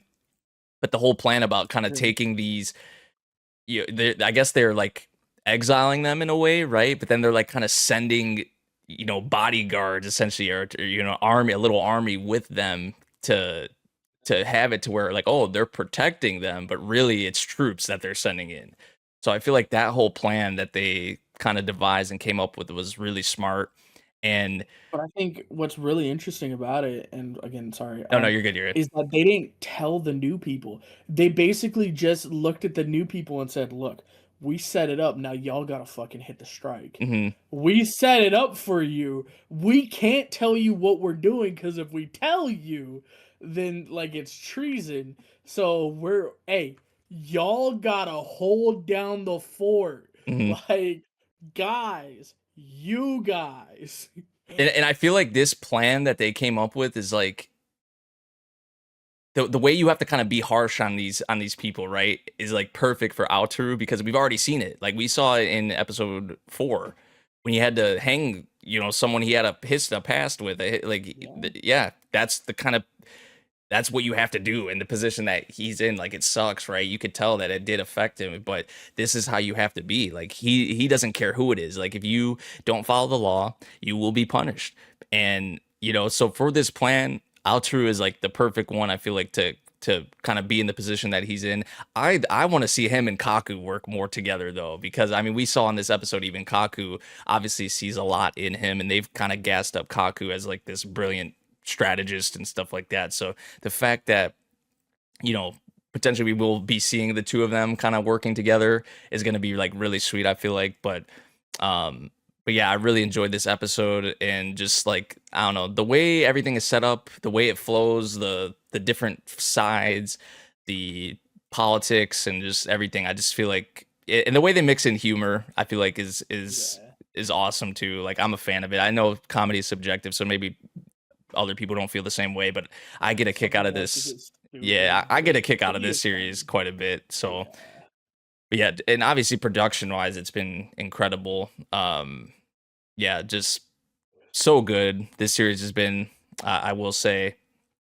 But yeah, I'm curious to see what's going to happen now that we kind of have this plan and a loophole in a way. Yeah, it's like we have to deal with Tyra, and it's tough, right? The position that Ryuman especially is in, because he was pleading with the Emperor, right? Like, even after he had made that decision, he's like, wait, Emperor, like, I'm telling you, like, this is gonna affect the nation as a whole. Like, you're not really, like, the army is gonna, and the Emperor's just like, oh, I'm just gonna skirt off, I don't hear you. So yeah, like, the impact and the influence that Tyra has, and just that he's very, I mean, we've seen it, he's very menacing for sure. So yeah, he's a scary figure, I will say. So, yeah, we'll see how things play out. But I'm liking the kind of how the cast is coming together. Ryuman, Kaku, Aotaru, obviously our other boy, what's his name again? Asuma. Yeah. Yeah. I So will yeah, say, I like the positions that they're in and yeah. how they differ. And yeah, I'm a really big fan of this series so far. A really big fan of this episode, and I'm liking how everything's kind of coming together. I need more Oga. I'm like an Oga, maybe not quite the character we seemed. How she is, because even the way Kaku kind of broke it down in this episode to the others, right? Yeah. So It's like, is she really doing all this, or is she yeah, really just doing the bare fucking minimum and making it seem like she's doing extra? mm-hmm, Because it seems like she's not doing shit. yeah, I will say, Kaku, at the very end of this episode, came up to our boy and gave a little hint, it felt like. And I ended up looking up the proverb, because it is a Chinese proverb, of course. yeah, And essentially what it says is like, endure the humiliation and like get back up, like endure until you can strike back and win, mm. is what it was. I feel like that's So, probably been said in Kingdom. I feel like they'd be dropping like little bits, like little mhm, phrases like that in Kingdom for quite a sure. bit. I wouldn't be surprised. So, I know, like, we all felt, like, I felt through the episode that that's like kind of what he was getting at. Like, I felt like the border general was like, I lost this. I'm gonna lose this, but how do we do better? And he's like, I think I just had to take the loss on the chin, don't I? And like it kind of felt like he was thinking that, but telling that proverb to specifically, like he said, he went to the one person, he went to our MC, he went to Mitsumi, and was like, I think this will determine whether he's just a genius, like a budding genius, or if he's really a prodigy. Mhm. And he goes up to him and he said, and he does the proverb. It's like, lie on a bed of like sticks or something, or burning sticks, Mhm. and plead to God or whatever, which essentially just means like endure the humiliation and like strike back late, like endure until you can win. Which there seems to be a lot of that going this week, by the way. Are you caught up on Agents of the Four Seasons? No. Okay, well, yeah, that was also a line in that show. But yeah, yeah, that proverb, reading that proverb when I finished the episode because I really wanted to see what it meant. Yeah, it really is just okay. It looks like we're gonna take this loss on the chin, Mhm. doesn't it? But then they also said Kaku never fails. Yeah. So I don't know. I'm excited. I'm really excited to see what's gonna go on, what's gonna happen. Yeah, because even with the setup, because they only said I think it was like 200 troops, right? That they were Mhm. sending in with this, but like how many more other generals or people in high standing are they gonna have to exile or like say like, hey, we're sending you out to be able to set that up? Like I'm kind of curious because like 200 troops, how much could you really do? But I don't know, man. Who knows? I feel like if Is this anything, like like I feel like 100? Kingdom's taught me like that you could do a lot with 100, 200 troops, So They had like what, 20 people took out an entire invading force yeah. at the beginning of the season, right? Or like episode 2 or 3, right? No, 2, right? It was episode 2, right? Where we Hmm. saw them get out of the water and it was like 10 people took out an entire bridge. Yeah. So yeah, we know Kaku can work with few people, Yeah. I so feel like it's a lot I'm about like excited. formation, just And plan of yeah, attack, plan, honestly, the right? strategy. Yeah. Mhm. So So, good stuff. yeah, Very good stuff. good, really good stuff. I'm excited. I'm so excited. I'm so excited about this series. I was talking to one of my friends. First off, I got them to watch Akane-banashi because they're a real big fan of Rakugo. Oh, nice. And I was mentioning like specific stories. Like currently in the manga, the Shinigami story is being told, right?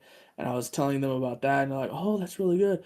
I was like, "Yeah, but no." And like, I was like, "Yeah, there's also this really funny reference. Like, apparently something bad happens in Rakugo because I haven't seen Rakugo, right? But I know something really bad happens when a specific story is being told, Oh, the and first that's the story. first story in Yeah. Yep. Akane-banashi, yeah. Yeah, I remember I talked about And that in the he, first yeah, episode. And Yeah. he was like, "Oh, that's so cool." Hmm. It's like I can't wait because he knows a lot of the Rakugo stories. Because like I was like bringing up stories. I was like, "Oh yeah, like there's this story like about the whole farting thing," and he was like, "Oh yeah, no, I know that story." He's like, "Yeah, it's called this." I was like, "Dude, how do you know?" And like, so he's a really big fan of Rakugo. I got him into that. Hmm. I also got him to watch the first episode of Nippon Sangoku. I made sure he watched it today, so I actually rewatched the first episode today. Nice. So it was a lot of fun. So I'm really looking forward to this episode. Like this might be other than like I mean the obvious isekai portion, like what I'm looking for most in the week, you know. Yeah, that's valid for sure. I mean, it's up Yeah. there for me too. I will say. Suvanda romance, comedy, slice of life. And before we get on to this pick that I have written down here, I'm gonna just spiel for a second about these two shows that nobody else is watching except for Neko, and she ain't here.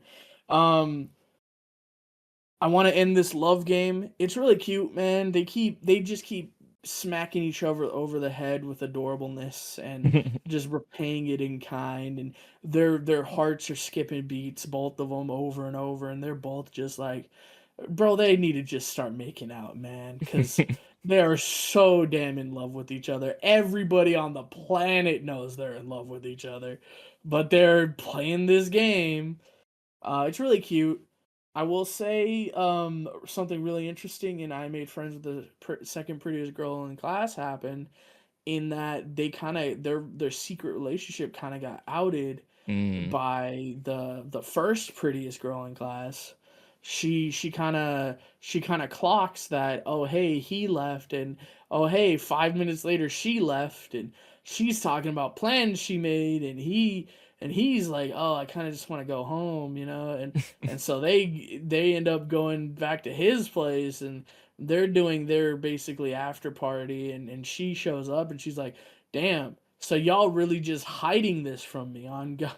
And it's like, yeah, what the like, dude, you don't need to be in all of my relationships. Like, goddamn, like, I'm a little bit upset that you give so much of a shit about him anyway. Like, goddamn, like, can't I have one thing that you're not always a part of? And we get to learn that there's some history in that like there were people who got close to her just to be with the first prettiest girl in class, Mm. and like she's they end up coming to the school festival, and they're like, yeah, dude, these are our friends from high school. And she goes, correction, those are your friends from high school, isn't that correct? And looks at them, and they're like, oh yeah.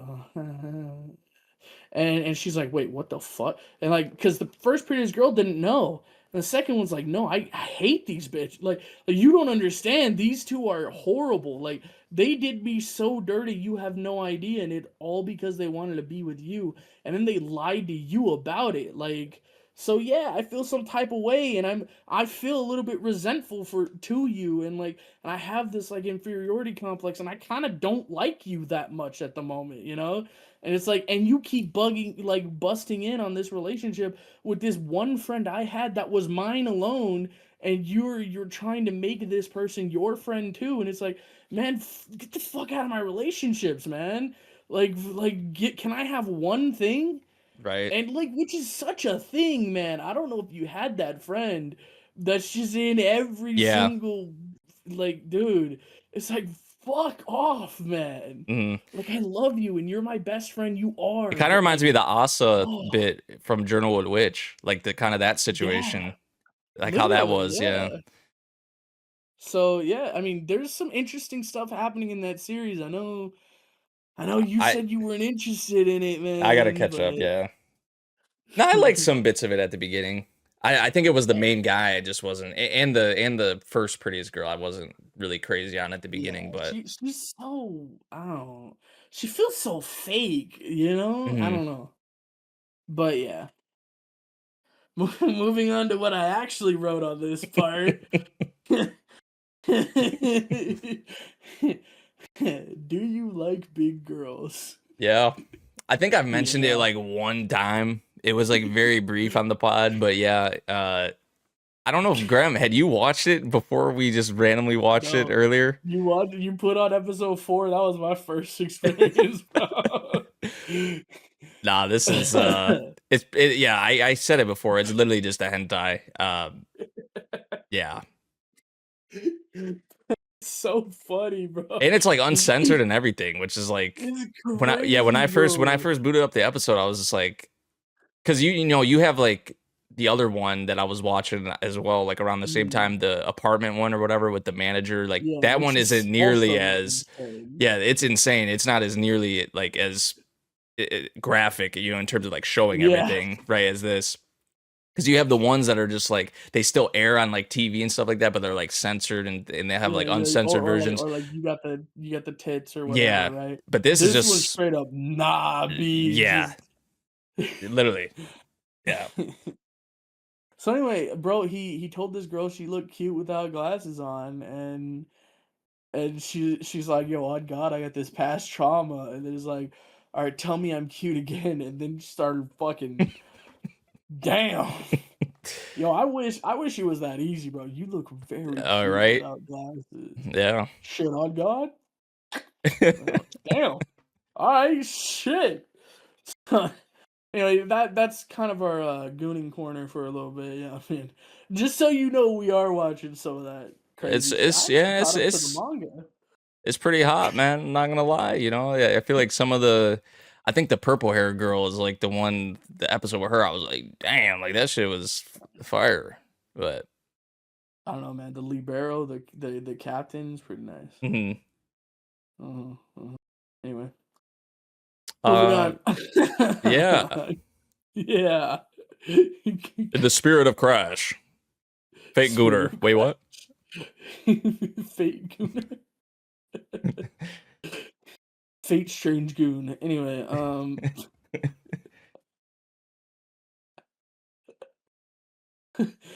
shit, I'm sorry. You good, man? Stop laughing. Stop fucking laughing, bro. It's okay. The Klutzy class monitor and the girl with the short skirt, episode 5. Did you watch this episode? Nah, I'm behind on this one too, man, and the next one. Sadly, this next one is even more sad. I'm behind on because I've really been enjoying it, but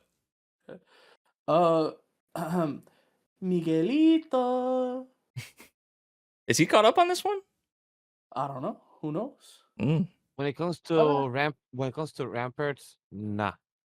We're not on Ramparts. Sorry. I didn't see this past week episode. We're not on Ramparts. Well, Klutzy, yes, I did see Klutzy. All right. What'd you think, what man? do you got, brother? It's cute. I didn't really expect to see a rap battle. There was a rap battle. Rap battle. Oh man. I didn't expect to see that type of visualization of like I felt like I was seeing like I felt like I was watching a rap battle slash an open speech theater at like competition of who is it that treats like have y'all seen that meme? I forgot what movie is top of my head, but where is two black actors and both of them is telling them nice things to each other, trying to upskill from one another. I don't think so. It's like a Key and Peele like sketch. No, it's not Key and Peele. Black Klansman. Black Klansman. If anybody has seen it, I highly recommend that movie. It's really good. It's really enjoyable. Black Klansman. Yes. By the name. Yeah, that is the name of the movie. Really good. Is that is that a Dave Chappelle skit? No, that's actually a good movie. Black Klansman. I would love to watch it with you, girl. No doubt, it's really good. I think you'll enjoy it. But I'm curious to see how the next episode will be, aka this coming week episode on week 6, because we are gonna get how will the father accept the possible boyfriend, aka the Klutzy monitor. I think he fucking beat his ass, bro. He was like, "Yo, you're the goat, but also forget my daughter's name." Ah, that never exists no more. You can never tell me about it once more. You don't exist. Oh man, no, the rap battle was great. It was a lot like watching fuck, why can't I remember his name? From Hiki? Origami? Are you talking about when he was rapping? No, I'm not talking about Hiki.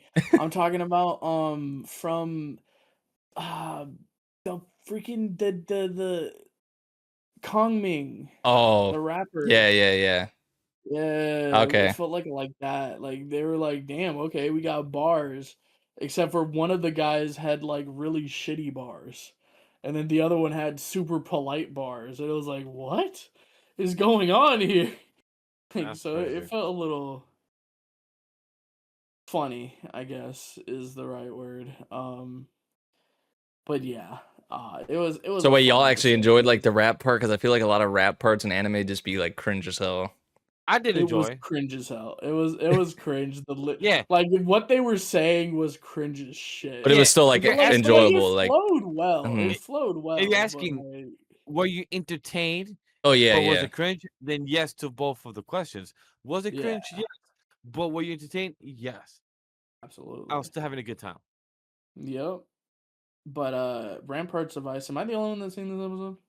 I think so. Um, I think I could speak about watching episode 1 through 4 because I actually did binge them, so that was actually a cool experience to actually got to see because of your guys' Oh hell yeah, recommendation. hell yeah, dude. I'm trying to find out where's the name. Oh, here. Because I did binge it, so I don't remember the name of the characters. I mean Minato and Hikawa, I believe is her name. Minato Hikawa. It was interesting show to binge. The dub is on Netflix, so that was a good opportunity to watch with wifey. We watched episode 1, 2, and 3 together, and then she fell asleep on episode 4 because she was tired, so she took a nap. I watched episode 4 and was waiting for episode 5, but we never found the right time to watch it or me, get ahead of it.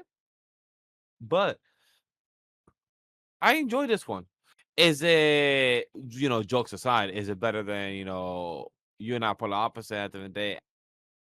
I don't really have that comparison yet. Come back to me in 7 more weeks because by then we can actually give you a comparison for core 1 to core 1 from both projects because then by after that in summer season, you and I polar opposite season 2 returns. So it's gonna be very excited to see that.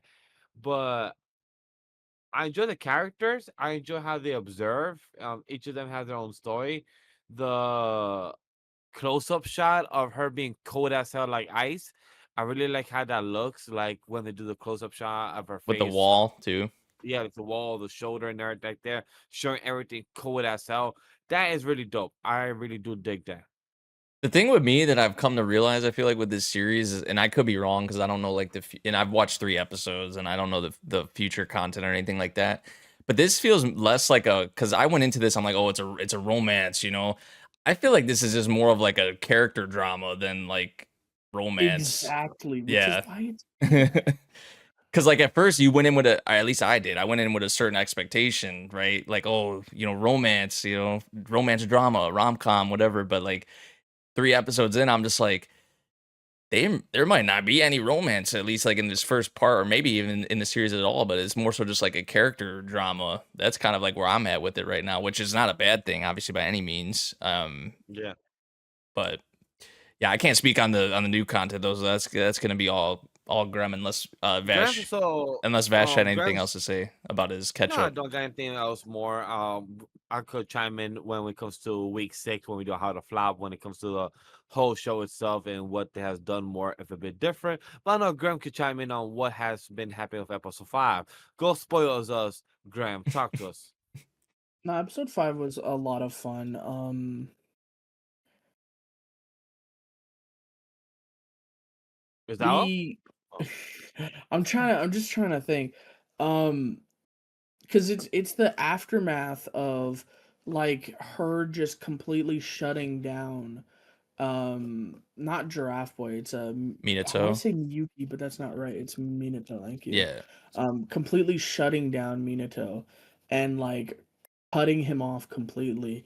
And Minato kind of like internalizes that and goes, okay, then it's just not worth dealing with her then. Like clearly she doesn't like me. Clearly me trying to push has just ruined it more. So I'm just going to pretend she doesn't exist. I'm just gonna ignore it. Like it's better to just move on. Like clearly she's not interested, clearly all of that. And in that same breath as him thinking that, we get to see her being like super upset and in the infirmary, because that's where she goes when she wants to just be alone, right? And so she's in the infirmary, and she's upset, but she's also like, was I maybe too harsh?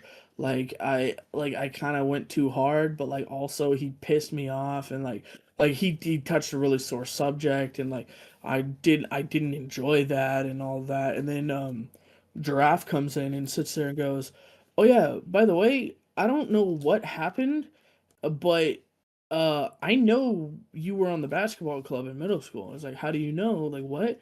It's like, "Oh, it's because she told us." Like 2 or 3 years ago. Like she talked about us all the time. She was so worried about you at the time.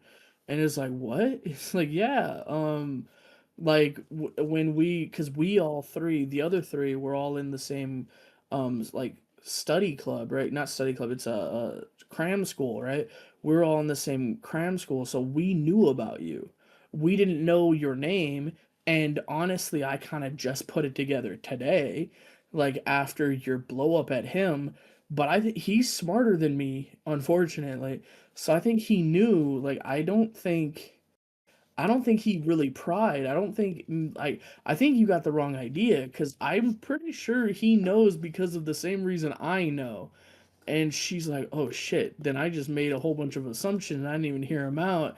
And she started to like realize that, hey, I kind of don't give people chances sometimes. Like I kind of like first look at people and I just decide I don't want to interact with them. And that's because she's been hurt before, but still, it's like that's not so good. And I kind of just did that to him. I never even heard him out. I just immediately went to insulting, and I crushed him as hard as I could. Like I didn't even think to listen to him. Like I just got triggered and I just went off. And so they end up talking, and it's like she's very clearly like apologetic, and he's like, why is she like, I don't understand what's going on here. And then like eventually gets told, oh yeah, the giraffe, like he told me. And he's like, that fucking liar. Like he lied. He said he went to the restroom, and he actually just came and kind of wingmaned me without even like not really wingmanning, but like trying to explain the situation. It's like, damn, he lied, but like, fuck, damn. So yeah, it was a lot of fun. I'm interested to see how the relationships develop, because of course you've got, on the one hand, you've got our girl, the not the main girl, but the main girl's best friend, Mhm. which I surely know the name of eventually. Don't worry about it. Bro, I'm bad with names. I don't know if y'all have noticed. I apologize so much. I don't fucking know names, dog. But she's like,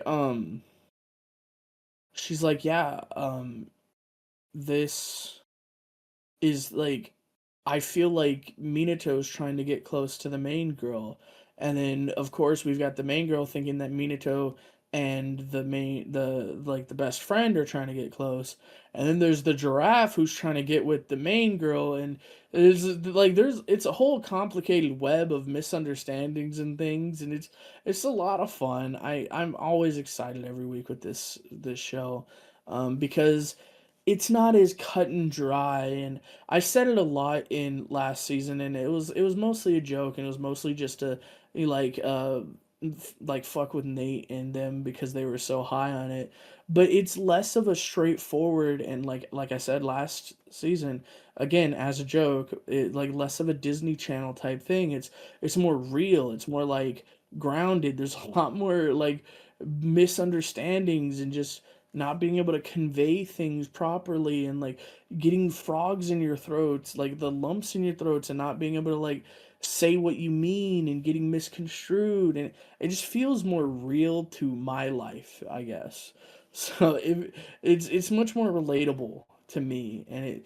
And like you said, it's a character drama, and I kind of vibe with character dramas more than I do with just pure fluffy romances, like Angel Next Door, which we didn't bring up because, quite frankly, it's just every episode is just trying to inject us with as much sugar as they can trying to make everybody who watches it a diabetic and trying to kill them by injecting them with far too much sugar, you know? Mhm. Like that's what it feels like every episode, you know?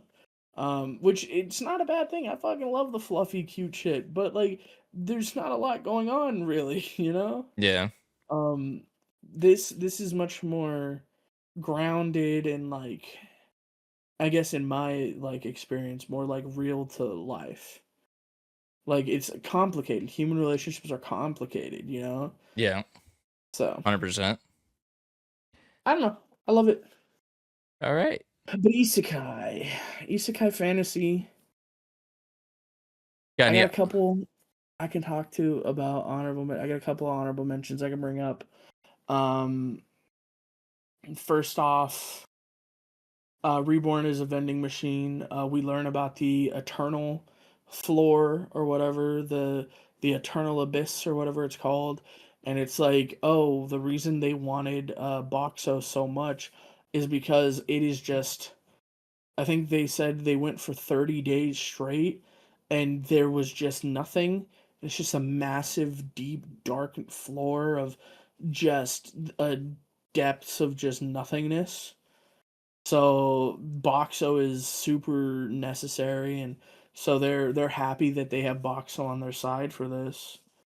And then of course farming life. I mean, he's farming. Oh, they did a tournament this week, which was funny. A lot of the characters fought and kind of blew up the arena. It felt like I was watching a slime episode because it was just all the characters duking it out and just absurd power scaling and dragons fighting dragons and it was crazy.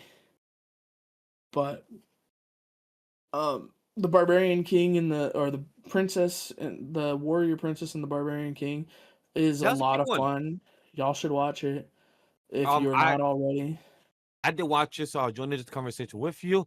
It was really enjoyable as well when it comes to you finding out you have another friend, and I love how they made that people could change perspective in life. That even if they had an ideology that you are loyal to, but then a tragic or drastic change of a course of your life could change because of some dude literally telling you to marry me, and then your whole idea of life gets open of what it becomes a fantasy world that you find out dragons and other creatures around you are existing. Fairies and elves and dwarves and there's a whole bunch of more at stake and you don't even understand and they don't even see this conflict that's going on as a conflict because quite frankly it's just an annoyance because they're having to deal with these fiends basically like demons coming from the other direction so they don't actually give a shit about you. It's mostly like okay, we'll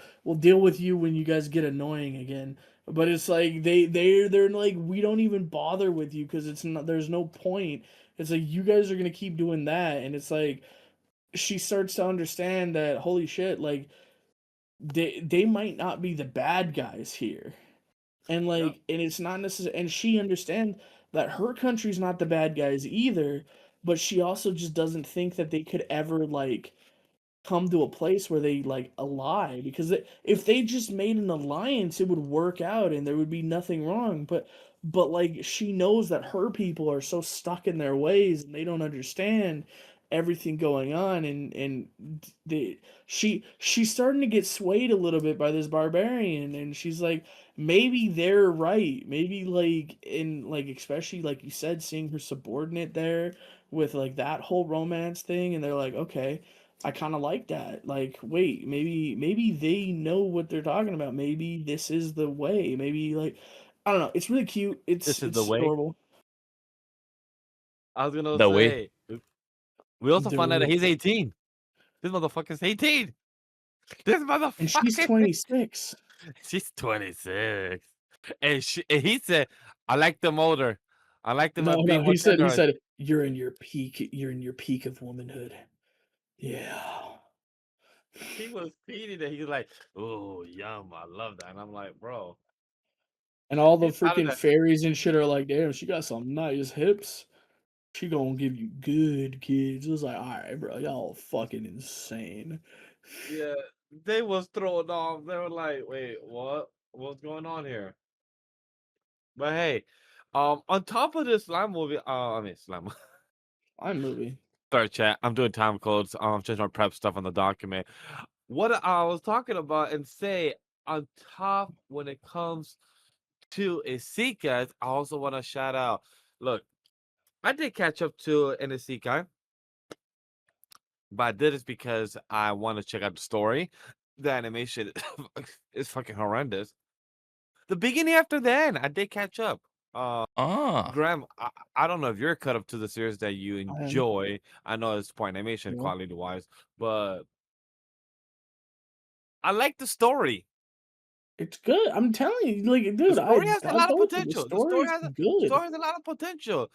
It just sucks that the anime can't really This keep is the you weakest part of attention. the story. Bro, I think it was episode 3 or 4. Like for example, chat, I was binge watching Invincible today. Episode 1 through 8. And episode 6, I was falling asleep in the beginning. Not just once, not just twice, 3 times. Because the beginning was a slow montage episode and I was just falling asleep.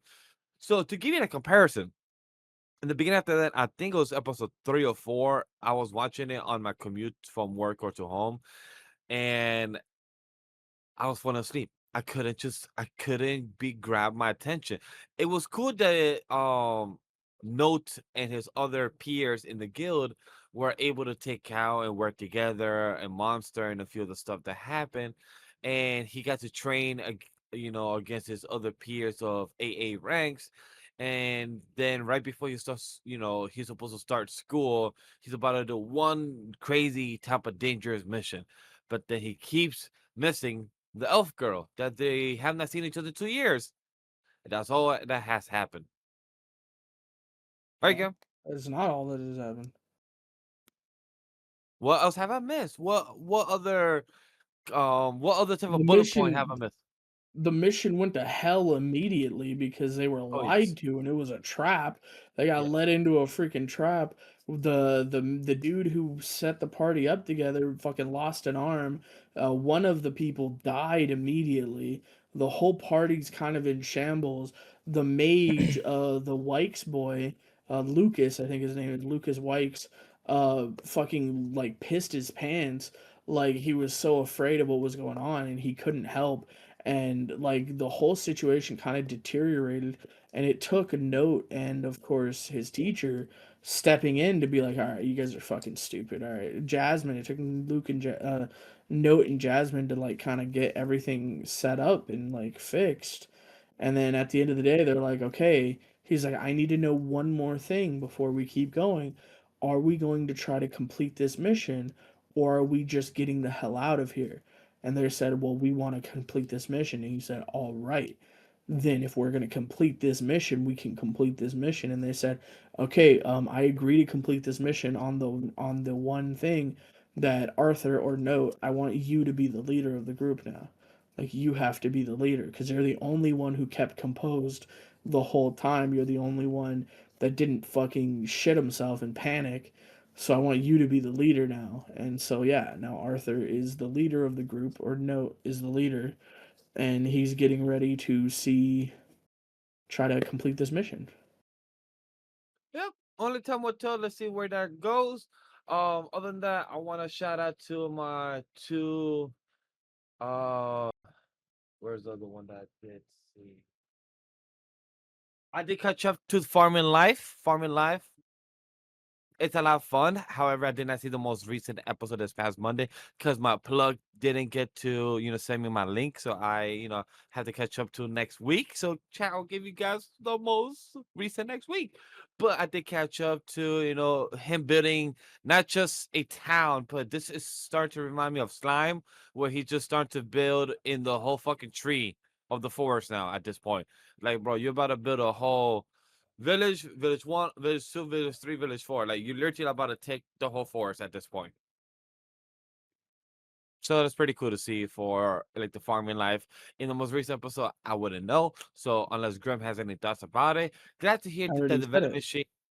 Oh, yeah, you, he you did. did say He it. did bring up very briefly. He said Oh, y'all said the same at the very shit, beginning. pretty Oh, much. at the very beginning. I'm apologize I messed up, but it was nice to hear talks about the vending machine. Haven't caught up to it, but I did see on Crunchyroll that the dub is cut up until like episode 3 or 4, so I might just catch up to 2, 3, and 4 in dub, and then the rest and stuff, just to to speed up the process. But glad to hear that vending machine is still on the grind. Yeah. All right. Do we want to do the one I got to do alone first so we can end out as a team? Sure. Yeah, go ahead. Go ahead.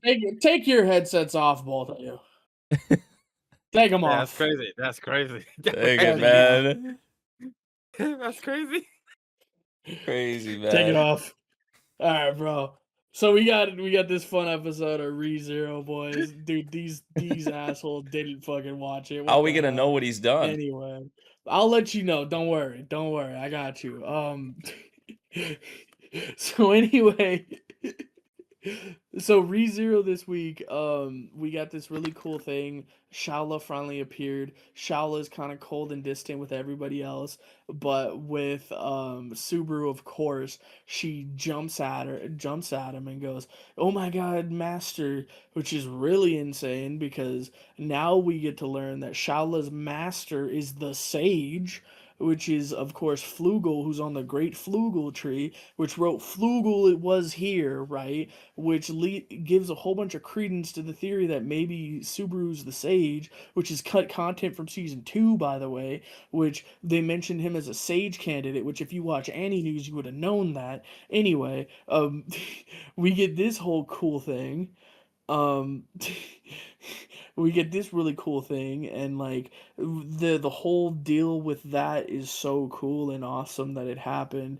And Shaula is kind of insane and fun, quirky character, and we end up she's super strong. She's climbing up. She has specifically a scorpion tail, which is super important. Her design was actually a hint for the first test, which is a test only someone from our world could get because the stars are completely different in this world.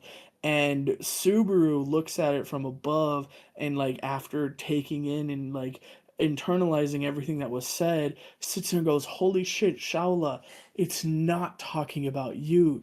Shaula refers to a scorpion tail from our world in mythology. It is said that Orion was sealed in the stars because he was killed by a scorpion. He was stung by a scorpion's pincer, and the scorpion is also now in the stars. So Orion's belt and that whole thing, which by the way, if you don't know, Orion is part of the Pleiades star cluster, which is super cool because Betelgeuse is also one of the stars in Orion. So like everything is just coming back full circle, and everything has to deal with this one specific star cluster and all these stars, and everything has an astronomical design. And if you look closely, really cool thing is if you look at Shaula's design, she specifically has stars all over her design, and she has the scorpion tail. Her design, her character design, is the hint to solve this riddle. And then we learn that the true purpose of this place is that it's a library of knowledge. And so they sit there and it brings it all together. Subaru figured it out. Subaru is probably one of the only people in the entire world who could have solved this test. And Shaula thinks of him as the sage and says that he's her master. Or so there's just so many cool things, so many fan theories came from these chapters in the web novel and light novel. I'm so excited to talk about this, but both of these assholes aren't caught up, and it upsets the hell out of me that they're not caught up. But anyway, I'm gonna let them know that they can come back. But oh man, I'm so upset that they're not caught up, guys. All right, man. Let them know. Hi guys, how you guys doing? Perfectly I think that's a timed. first. That's a first we've ever had to do that.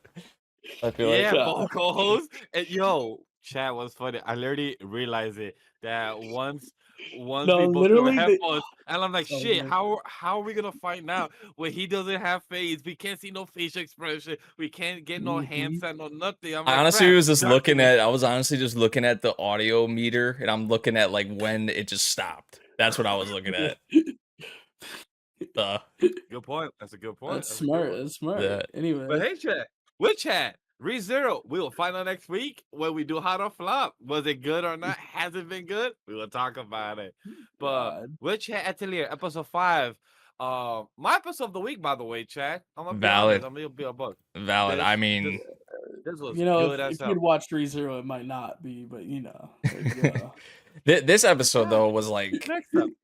Now this episode was so good. I agree. yeah. Even before the series started, like the staff are like gassing up this episode and like saying look forward Is to that this true? episode in particular. Yeah, like the staff have Oh, that's been so yeah, cool. like this has been an episode that's been pinpointed by like a lot of the staff and stuff like that. And they've like kind of hinted at it because it's been shown in like some promotional stuff and whatnot. But yeah, I mean, Chat. I usually find out when the episode's gonna be hype when I get some notifications from Nate, literally saying great stuff this episode. I'm like, then in my head, I'm like, cool, so great yeah, episode coming up then. because the person who helmed this episode actually was the person who helmed Zom 100 episode 1. And if you remember Zom Oh. 100 episode 1, that was like a crazy freaking premiere. Yeah, was very raving nerd in the Yeah. episode. Like, I was waiting to find out how this episode was gonna go off the rails because of your tweet and everything. So, like, the episode started, you know, their awkwardness of how they ended off in the previous episode 4, and how they were gonna talk as a group and like be honest with each other, like, hey, you fuck up, but then them understand like, hey, it wasn't you, is the whole situation. Like, I didn't expect things to turn out this way. Totally normal. At the end of the day, these are fucking little girls and kids that are 8 to 12 years old, my assumption, at the top of my head that I can remember. So for them to experience this and also try to survive out of this hellhole, and they they did it. I love how they respond to each other when they do decisions without acting, aka removing the circle on top of the stairs. And I love how the character with the black hair literally says, "Why would you do this?" Without us trying to understand what would happen afterwards. And I love how the pink hair responds like, "I just felt like it was an option and we should have done it." It just like, yeah, you're not wrong. It's just all the precautions that could come with it. And look what happened. Like the whole wormhole portal that just opened for our boy to come to Keyfree. And then we find out that like it's just a beautiful golden ass type of Shinron Oh, that dragon show is just beautiful, coming bro. out and literally just Like, let me show you what a real dragon is. Pretty much. bro, it's just the way the animation just stopped. It was gorgeous. It Like you was felt the aura, you felt the hockey, you felt this man literally aura farming just coming on top. You felt that animation go whoosh, pa, dragon, water, and he did that while absorbent, holding heat. Agate. Well, like he Yeah, told he Agate to literally hold said, on to him, but like still, I yeah, mean, like, you had hey, someone holding on to you, clinging on to you like that, and you did that. It's like, what? Like hold on crazy. to me. If not, I'm gonna drop you and you're gonna die. So just seeing that and her to be so amazed, like she was in awe of what she was watching. Yeah. Like that's probably her inspiration, Oh, like probably yeah. to become good as him.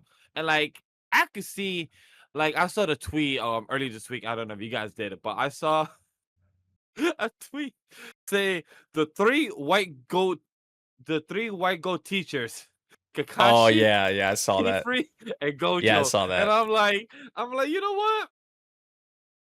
You should add somebody else. And then literally, I thought the same thing. And then the comment section they said, "Oh, we forgot to add the two pervs, Jiraiya, and also Master Roshi." Master Roshi. Yeah. So I'm like, God damn, this is a crazy 5. 3 goats and then 2 pervies. So I'm like, you know what? All white hairs. Crazy. They're either powerful or they're either pervy. So I love that. So I love that stigma and just seeing how Kifri, the powerfulness, the animation has showed him how all farm he is. But then we'll follow up right after when it came to Coco. So I really want to ask you guys, like, we got the animation, but we get the mystery part. We got the questioning of what's going to be built on Coco and her power.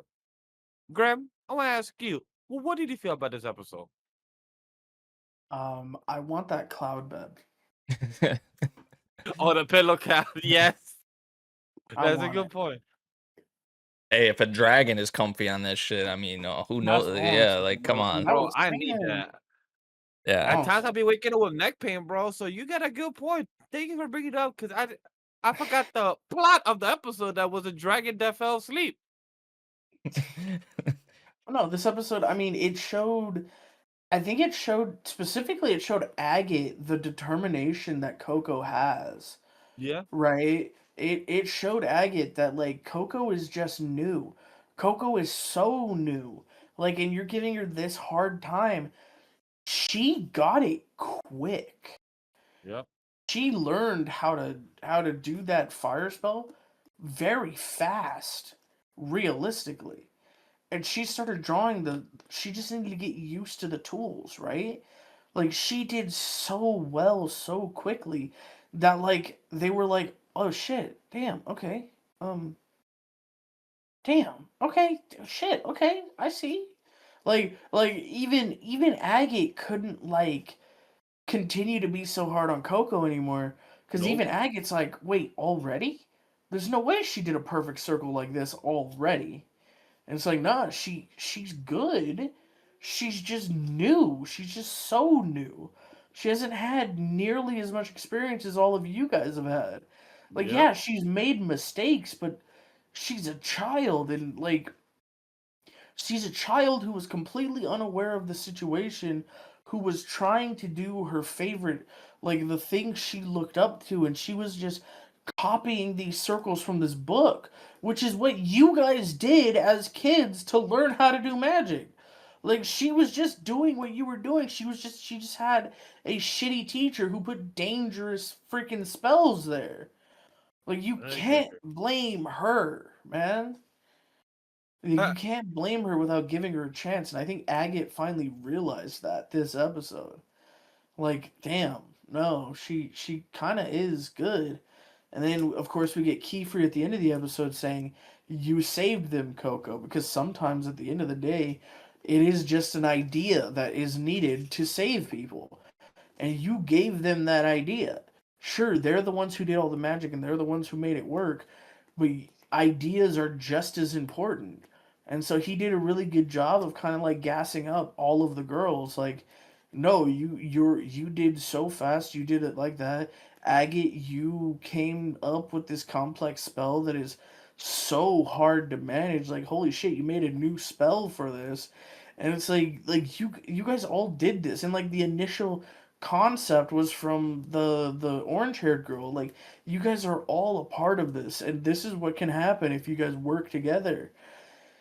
But add on to all of that, Coco gets abducted by the brimmed mage again, who basically says like I can't wait to see what you become, Coco, and that leaves an ominous feeling in my gut. Like, oh, what the hell? Like they did this on purpose. It's like, what are they trying to angle for Coco to do?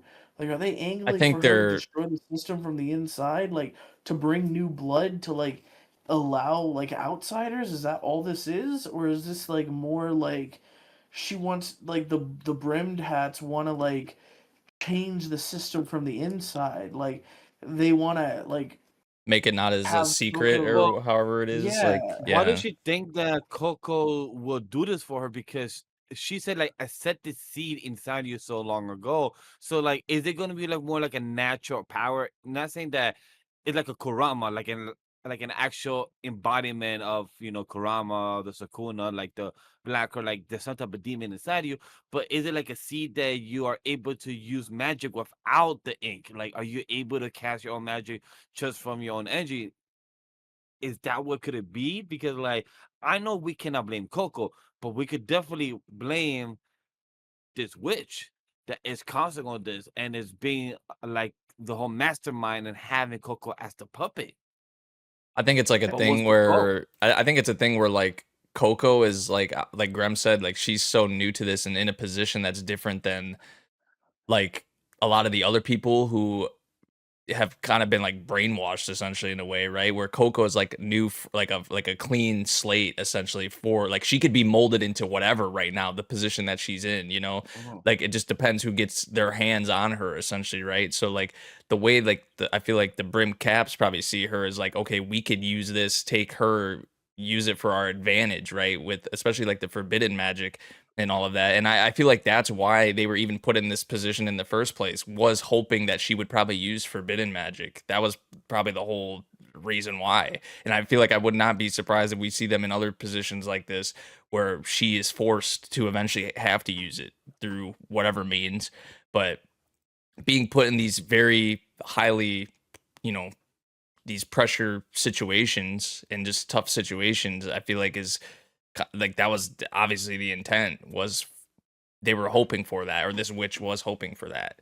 Um, so I think the Hoping for seed, Coco to get something from it, you know? yeah, I think like yeah, it's a very interesting position that Coco's in right now, and obviously we saw Keyfree, and you know, obviously we know a little bit of his how he feels about the, you know, the Brim Caps. But even if you didn't, if you saw his face at the end of this episode, that would say it all right there on how he feels about the, you know, the Brim Caps. There's pure, So like, I wanna say hatred or just disdain.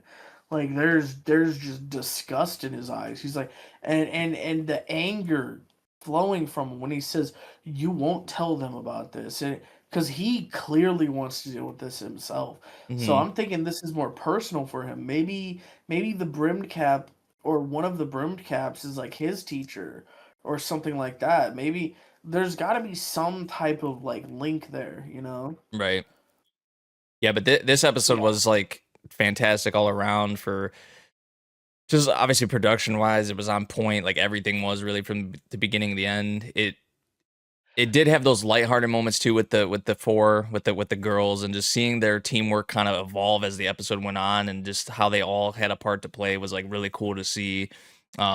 Just the progression obviously from Coco, as we saw, like with you know, even Agate as well, like Graham had mentioned. And I feel like Agate is like it's that I feel like their two characters hit on like something that this series is big on so far. Is like Agate is someone who's like more like by the book, you know, where Coco is someone who's kind of like a fresh, kind of bringing new ideas and things that they never thought about to the table. So it's like that whole difference between the two of them, I feel like, is just a big overarching kind of thing in this series as a whole. So I do like how they handle that. Obviously, the other two characters, Riche and Tetia, I have been enjoying them quite a bit as well. But seeing them all work together, seeing them all have a different part to play, and just how they all came together was, you know, awesome. And uh, obviously, it was just a masterful display of animation, you know, voice acting. The music was like incredible.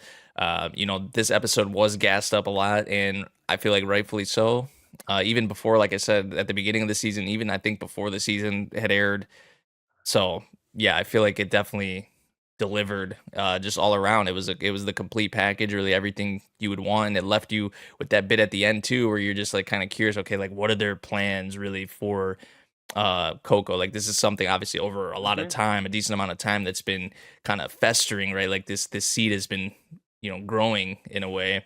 So yeah, it's a scary kind of position for Coco to be in, if especially if they're gonna keep, if they're gonna be put in situations like this, you know, going forward. Like this was just, you know, I feel like this may be nothing in comparison to maybe some of the other situations they could be put in. And I mean, this was a high pressure, very scary situation to be in itself. So I wonder how Kiefer's gonna act on this situation. Like, not that they went and approached Coco and the other girls have been involved. Like, how is Kiefer gonna be accountable to these kids and teach them, but also train them to be prepared for what's next in the future? Because not that they're a target, it's not gonna be easy because they gotta train to be witches, but also be trained to fucking survive of mhm. what's gonna be coming up next. So I'm really curious to see how our characters are gonna move on from this, And because he even, give the death stare, like, you will tell fucking yeah, nobody. No, we'll murder your ass. yeah, And and I, and the guy's assistant, even locked that, and I'm like, oh shit, there's some deep message going on. Yeah. And I do like another thing. Probably the last thing I'll add is just Yeah. the thing. I know magic is like there's so many different things you can do with it, but I feel like in a lot of series, like you have magic and you just really use it to just like fight, like it's like offensive, magic and stuff like that. But like this, it feels like it's like very creative with how they even this like with the bed for the dragon, like if that's going to be a common theme throughout the series and just different creative ways to kind of deal with certain scenarios and situations, like I feel like that's going to be really cool to see instead of just straight on like, oh, I'm gonna offensive magic and flashy colors and Fireball explosions and jutsu. yeah, it's cool that it kind of reminds me of just some of the things. Like I know Freerin did have like obviously those displays of just like Freerin, especially right with some of her magic. But I think I'm thinking more of like the themes of just like oh, it's okay to run away, like little things like that. I feel like is just is kind of cool to me. So it's not all about the spectacle and the flashy colors and explosions and stuff. Like there's like I said, there's a lot of things you can do with magic. So I love that you brought that up because it makes the characters that we're watching, observing that they're thinking outside the box. yeah. That they're not thinking usually how it's just straightforward to the fireball jutsu, like water magic dragon or stuff like that. But they're thinking, okay, if we got to take our dragon, we got to be creative by, let's put it to sleep. And I love how this is it. That won't work. But goes like, but why not? I felt bad that the dragon got hurt. Why not? Probably's a tired dragon. Maybe had a long day at work. So I love the casualness and the optimistic that any idea is not a bad idea. That they're willing to try it, and if it works, even better. Fucking awesome. A crazy, spontaneous idea actually hit the wall and it worked. So that's one thing I appreciate about the show, that they're thinking outside the box, and that's one thing that I appreciate about it. Graham, any last thoughts about this episode? Um, nah, it was, I don't know, man. It's good. All right. Good stuff. I love Witch Hat, man. Hell yeah. How could you All not? right. As you heard, Chad, that this is the end of the episode 77. We have entered our outro, the been chilling, and whatever episode that we have to finally get back into, catch up. And we are sure myself and Memory are here to keep promise that we will be cut up to ReZero for next week, How to Fly, to at least, mention briefly and talk about it when we come to the ranking, give a quick conversation of what happened this past week. Same thing with a couple of other series, like for me with Daemon, Slam comes back. We also have a sense of Bookworm. bookworm Yeah. comes back. So I know Man-God Grem was like, yes, one of the best, one of the goats. What could it be? Any last thoughts for you guys about this episode? Because I know I am looking forward to get my little goat slime and a few other things to catch up and be on top. Not that I took Invincible out. My only homework is to be watching like the the is two sequels, Mortal Kombat 2 and The Devil Wears Prada 2. So I'll be talking about that Weeps Lounge next week. So it's gonna be very fun. But I'm not watching 8 episodes, 8 hours of something in one day. So I'll be catching up to my, like my little single anime. So that's gonna be a lot of fun. How about you guys? I mean, for me, I feel like, yeah, I got a lot of catching up to do this week. Definitely, I think I'm on the same page with you. Like, Witch Hat was probably my favorite episode, but I also did really enjoy Nippon Sangoku quite a bit. And then also Daemons and Akane-banashi probably tied in there for like third. Those would probably be like the ones I enjoyed the most Nice. this week for sure. But yeah, I got a lot of catching up to do. Hopefully I can do that this week now that I'm not fully settled in, but pretty much I'm like 85, 90% settled in. So yeah, I should be definitely more on top of my shit than I have been the past like week or two. And Chad, stay tuned. You might get some gaming, some future cyberpunk gaming, and any other potential games on twitch.tv/MemoryNK or on his YouTube channel. So stay tuned. Appreciate that. Appreciate that. And Man-God Um, Graham, any wise words from you? I mean, I thought that ReZero was a really good episode this week. It was pretty good. Um, How of did you course, feel doing a little nice solo review? Of course, Witch Hat Atelier was also up there this week. Of course. You know what I just thought Probably. of? Grem could have spoiled during his ReZero thing, and we wouldn't have even known. So he could have broke his little bet or promise. That is true. Well, I didn't spoil you guys. It said specifically I have to spoil you guys. Yeah, I know. That's what I'm saying. Maybe there's a little loophole there. Yeah, I we won't mean, know. We could technically watch the if review. you once we watch the the episode. review before you watch the episode, then yes. But that's not my fault. That's your fault for not being caught up. Hey, Tell I'm saying shit. But what else were you gonna say? I'm sorry. I just had to say that because No, it just clicked. the My Hero episode, of course, was awesome. It was great. Yeah.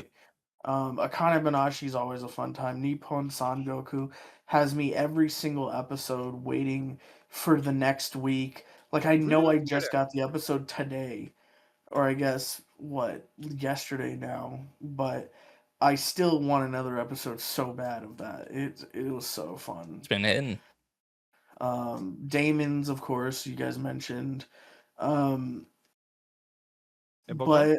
And I made friends with the second prettiest girl, and of course Yozakura. Yozakura is always a good freaking time, as well as Iruma-Kun wasn't the best episode this week, but I anticipate next episode being hype as shit. So I'm excited. All right, I think that about does it. With that being said, chat, we appreciate you for guys being here for Off the Bench episode 77. For next week, episode 78, we're doing Hot or Flop. So if you guys have already been here for the previous seasons of what is Hot or Flop, it's about what series has been hot or flopping for said season. So if you guys are excited about that, write some comments. Oh, you guys thought about week 5 for this past week of this anime season of the spring, and let us know what you guys think. Other than that, like, comment, subscribe, hit the notification, and hit the links of where to find us down below of Twitch, YouTube, Twitter, X, same thing, IG. And if you're using other social media apps, we might not be there, but we're there on TikTok possibly. Other than that, we see you in the next one for episode 78 on How to Flop. Take care. Peace out, guys. Peace out, guys. Watch light novels.